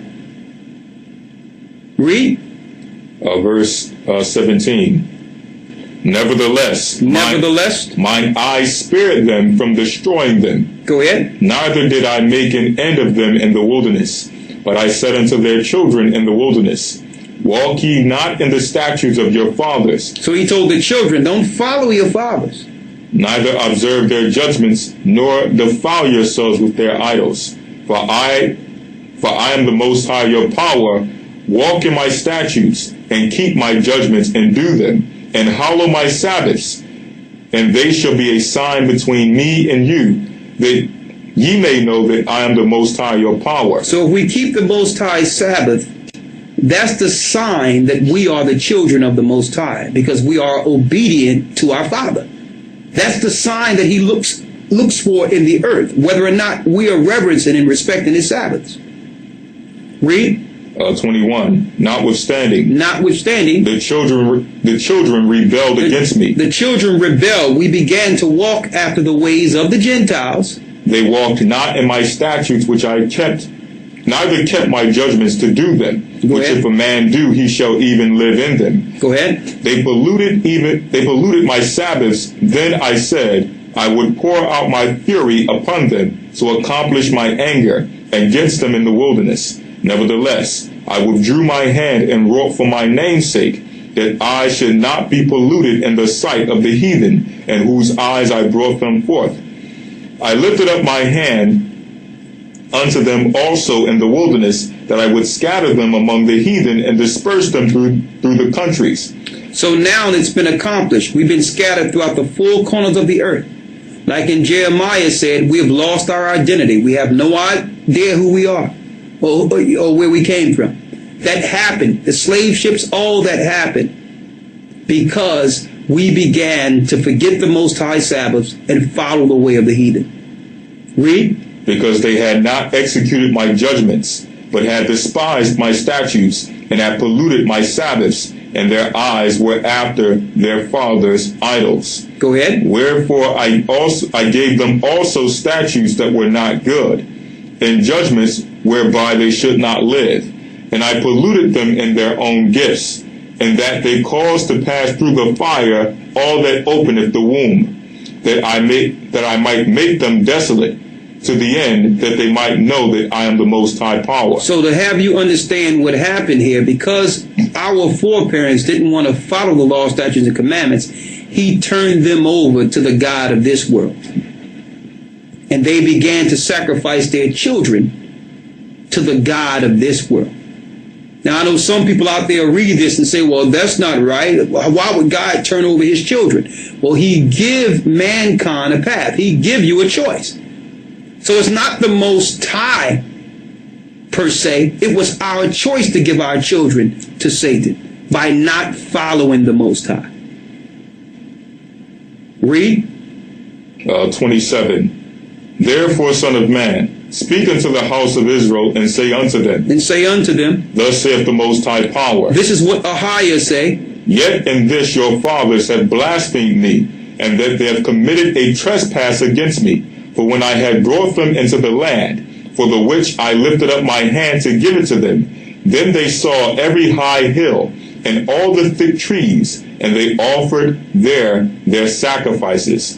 And there they presented the provocation of their offering. There also they made this sweet savor, and poured out their drink offerings. Then I said unto them, what is the high place whereunto ye go?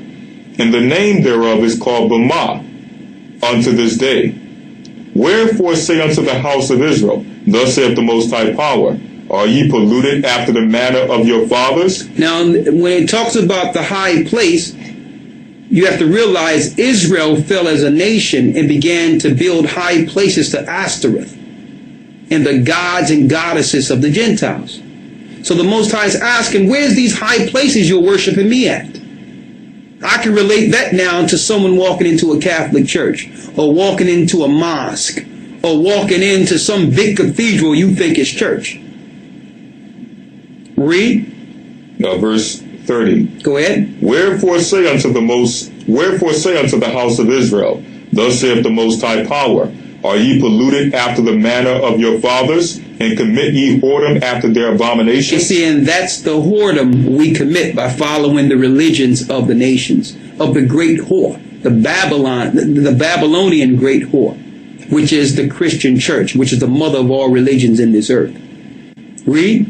31. For when ye offer your gifts, when ye make your sons to pass through the fire, ye pollute yourselves with all your idols, even unto this day. Even until this day that we're reading.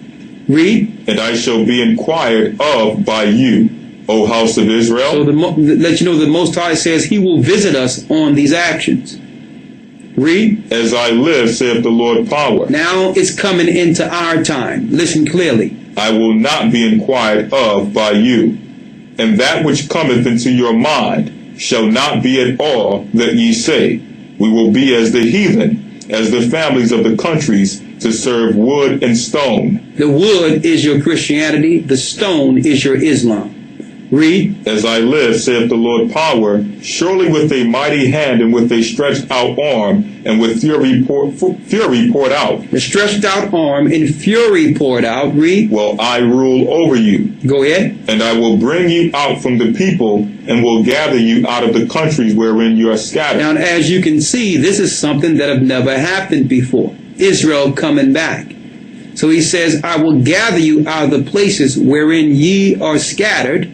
With a mighty hand and with a stretched out arm. With a stretched out arm, and speaking of the angels grabbing, read. And with fury poured out. While there's destruction coming in the earth. And I will bring you into the wilderness of the people. So upon the coming of Christ, as we read in the book of Matthew, the remnant that are throughout the earth will be brought back into this same wilderness, the same area we were in before.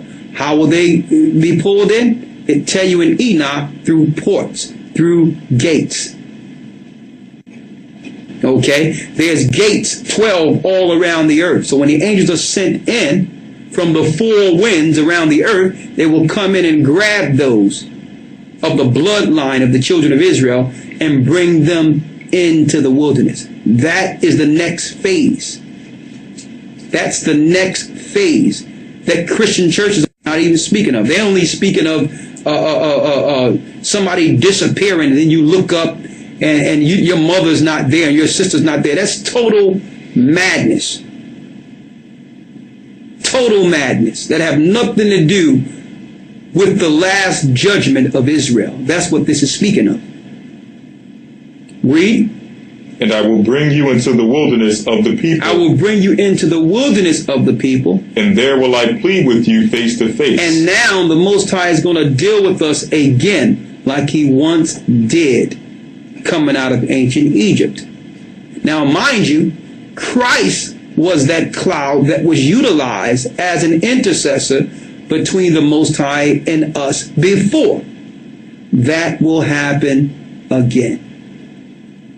Christ was there during our deliverance out of Egypt. I know we like to give all credit to Moses, but Moses was being led by the Son of the Most High. Hold that and let's get that out of the epistles real quick. In Corinthians,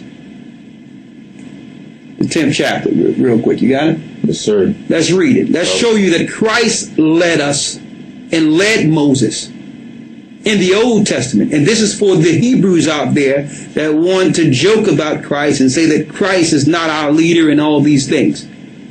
You're not going to make it. As a matter of fact, you might as well be Gentile if you don't believe in Christ. When I say Gentile, you might as well don't be of the bloodline. Because without Christ, we cannot now be sons. So it doesn't matter if you know about the slave ships and what happened to us in slavery and prophecy. If you don't receive Christ or understand Christ, it's all for nothing. Because Christ led us before, he will lead us again. Read it. Moreover, brethren, I would not that ye should be ignorant, how that all our fathers were under the cloud. All our fathers were under the cloud. And all passed through the sea. And all passed through the sea, which was the Red Sea. And were all baptized unto Moses in the cloud and in the sea. And it says baptized because why? We had to go through water to be saved back then. Read. And did all eat the same spiritual meat. That was that manna that rained from heaven, which is angels' food, to show you angels do eat. Read. And did all drink the same spiritual drink. And that was the water that was pulled from the rock. Read. For they drank of that spiritual rock that followed them. They drank of that spiritual rock that followed them because why? It was Christ. Christ was that division between us and the Egyptian pharaohs. And the Pharaoh and his army that was looking to destroy us. So it says followed us because he was in between us and our enemies. Read. And that rock was Christ. That rock was who? And that rock was Christ. And that rock was Christ. So Christ in the Spirit was sent in the Old Testament, and the prophets believed on him at that time, even before he came in the earth. So that same thing is going to happen again. And see, that's the part of the gospel that need to be taught when it speaks of the angels gathering us from the four winds. It's not speaking of some church being raptured. What mess is that? Let's go back to Ezekiel. It's speaking of the angels coming through portals and moving us from one part of the earth into the wilderness. Period. That's what it is. So some of us throughout the earth are not going to physically leave in certain places. They're going to be where they are, and the Most High is going to bring them, and they'll meet those who left before them. Okay? But of course, we can't relate that to a place that will be utterly destroyed before Christ returns. Because if there's no land, if there's no people living there physically, then there's no people to be moved out of that particular area. But the rest of the earth, there will be a gathering. Read on. Verse 37. Go ahead. And I will cause you to pass under the rod. I will cause you to pass under the rod. And I will bring you into the bond of the covenant. Go ahead. And I will purge out from among you the rebels. I will purge out from among Israel the rebels. And them that transgress against me. These are those that will bring that same religion, the same way they're practicing, into the wilderness. And see, and that's why we must get it now. Because a lot of people think that if you're in the wilderness, you've already made it because you've been taken through the portals into the wilderness. You think you're saved. You're not. Because that will be the final purging. All of Israel that went into Israel didn't go into the land. That went into the wilderness, didn't go into the land of Israel. So there was those that were still worshiping Egyptian deities and all that. So some people out there are going to think because they moved through the portals that they went into the wilderness, that their practice and what they were doing was right. The Most High is going to give us an opportunity, a last opportunity, to get right there. The last purging. Some people are going to still be running around and think they should follow things according to the heathen. They're going to be looking at the moon to try to do Sabbaths, all that. Read on. 38. And I will purge out from among you the rebels. I will purge out from among you the rebels. And them that transgress against me. And those that transgress against me. I will bring them forth out of the country where they sojourn. And I'm going to bring them out of the country in which they sojourn. Proving to you, this is a future prophecy. Israel have not been gathered together as one as of yet. We wasn't delivered from our captivity out of the nations yet. So this is future, what we're reading here in Ezekiel. And he also showed us the mistakes of our fathers before we get to the wilderness, so that we don't repeat the same mistakes our fathers did. See? Read. The rest of verse 38. Go ahead. And they shall not enter into the land of Israel. And they shall not enter into the land of Israel. So there will be one more gathering. Read. And ye shall know that I am the Most High. And that's why you notice he says, you shall know I am the Most High. That's the Most High, Ahia. All right. Now, there's more information I have on the portals that I want to go into, strictly speaking of the gates that the elders were able to see in the temple linking to the heavenly realm, the gates and portals. So I'm going to have an entire lesson strictly on that. How the temple that was built in the earth was a similitude to the temple in heaven, so that the priest could actually communicate through these gates. I'm going to go into that in a future lesson, but I wanted to break down the fact that the portals do exist and what does that mean concerning time and how Christ will return through the ports, the sides of the north. With that, I'm going to say shalom, and there's one other point I wanted to bring out. Just hold